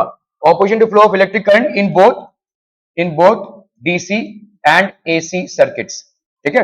ये दोनों में एप्लीकेबल हो जाएगा। Resistance is basically opposition to the flow of electric current in both DC and AC circuits, whereas impedance is opposition to flow of electric current in AC and in AC circuits only. Okay, तो भाई साहब यहां पे अगर AC circuit से, दूसरा point आप खुद ही बता सकते हो, बोलो क्या हो जाएगा? बोलो क्या हो जाएगा? एसी सर्किट में फंडामेंटल क्या होता है? एसी सर्किट में फंडामेंटल चीज क्या होती है? बदलाव, और इस बदलाव के रेट को अपन क्या बोलते हैं? फ्रीक्वेंसी। टक टक टक टक चेंज होता रहता है ना भाई साहब, ठीक है? तो फ्रीक्वेंसी एक चेंजिंग फैक्टर है, तो क्या इंपीडेंस फ्रीक्वेंसी पे डिपेंड करेगा? यस। क्या रेजिस्टेंस फ्रीक्वेंसी पे डिपेंड करेगा? नहीं, ठीक है? ये आपका सेकंड पॉइंट हो जाएगा, ठीक है? तो यहां पे आप बोल सकते हैं भाई साहब, impedance, impedance will depend will depend upon the frequency of AC current, ठीक है? और यहां पे भाई साहब resistance has no dependency on frequency of AC circuit, यहां पे भाई साहब कोई डिपेंडेंसी नहीं है, ठीक है? फ्रीक्वेंसी ऑफ एसी सर्किट पे। ओके, अगला बताओ भाई साहब क्या हो जाएगा? अगला क्या हो जाएगा? इंपीडेंस क्या है? इंपीडेंस कंबाइंड है ना सबका, ठीक है? तो impedance is the combined opposition, combined opposition और रेजिस्टेंस, ठीक है? रेजिस्टेंस ऑफर्ड, कंबाइंड ऑपोजिशन और resistance offered by all components of N AC circuit. Let's say आपका भाई साहब रजिस्टर हो गया, ठीक है, रेजिस्टर हो गया, फिर आपका इंडक्टर हो गया, इंडक्टर हो गया, फिर आपका कैपेसिटर हो गया, ये सबका भाई साहब है। ठीक है, this is basically for all. ठीक है, यहां पे बोलो क्या हो जाएगा, this is resistance as, resistance is opposition, opposition to flow of, opposition to flow of electric current, opposition to flow of electric current in only, किसमें भाई साहब, रेजिस्टर, इन ओनली रेजिस्टर। क्या ये समझ में आ रहा है भाई साहब? ठीक है, these will be the differences between resistance and impedance. Okay, अभी आपको with the help of a suitable phasor diagram obtain an expression for impedance of an LCR circuit. LCR circuit का भाई साहब कैसे सुटेबल डायग्राम से अपन करेंगे? ठीक है, एलसीआर, तो अगर अपन कर रहे हैं भाई साहब, ये हो जाएगा आपका,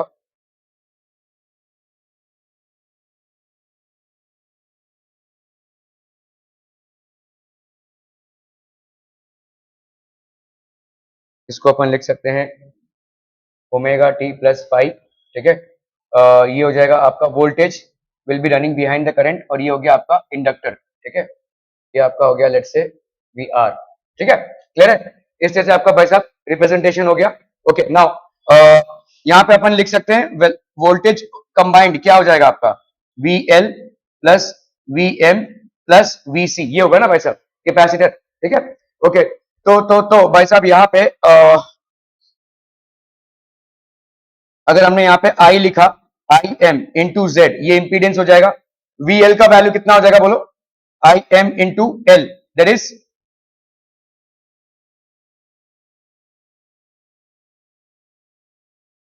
हाँ एक मिनट, हाँ अपन यहाँ पे इंपीडेंस की वैल्यू क्या आ जाएगी, इंपीडेंस की वैल्यू आ जाएगी भाई साहब आर का square plus minus X C का स्क्वायर, है ना, ये हो जाएगा इंपीडेंस का वैल्यू। ठीक है, ओके, तो आपका भाई साहब यहाँ पे करंट कितना हो जाएगा, current will be equal to V M upon ये इंपीडेंस। ठीक है, that is equal to V M upon ये वी एम जो दिया हुआ है आपको, यहाँ पे देखो जो वी एम दिया हुआ है। ठीक है, this will be V M upon upon upon, ये हो जाएगा आपका कितना, आर। ठीक है, दिस विल बी आर का square plus X L minus X C का square.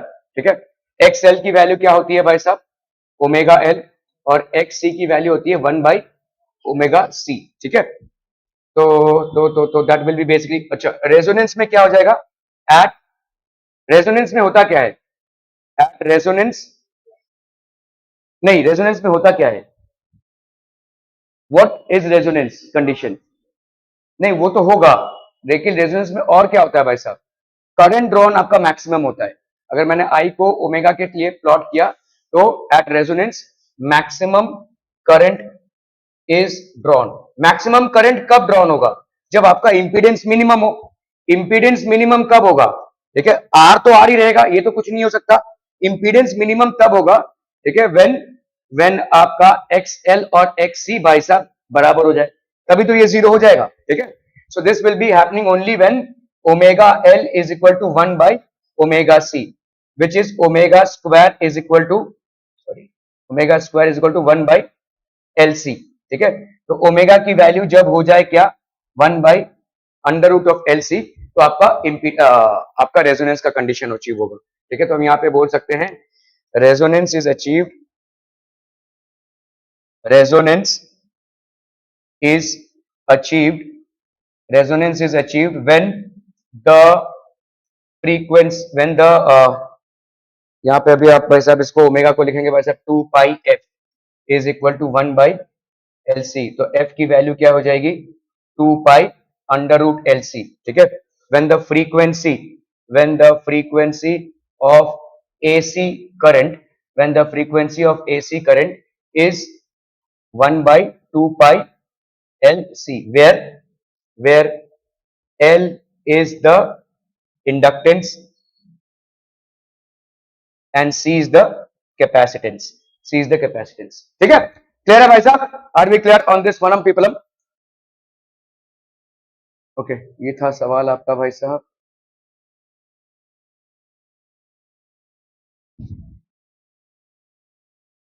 Find the condition for resonance in an LCR circuit connected to source where omega can be varied। Give the factors with the resonant frequency of an LCR circuit depends. Plot a graph showing the variation of electric current with frequency. वो graph of देगा भाई साहब omega, ठीक है. Okay,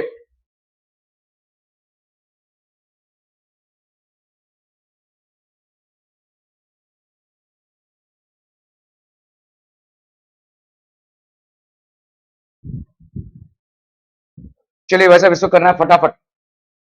A long solenoid of radius r consists of n turns per unit length. A current I is equal to I naught sine omega t flows in the solenoid. A coil of n turns is wound tightly around it near its center. What is the induced EMF and the mutual inductance between the solenoid and the coil? चलिए फटाफट करना है भाई साहब इसको.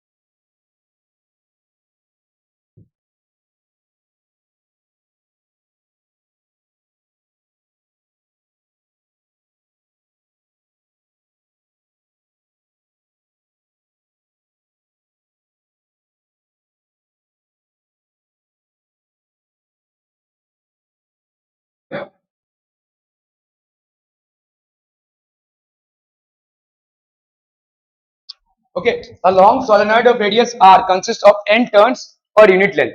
Okay, n turns per unit length है, n turns per unit length है.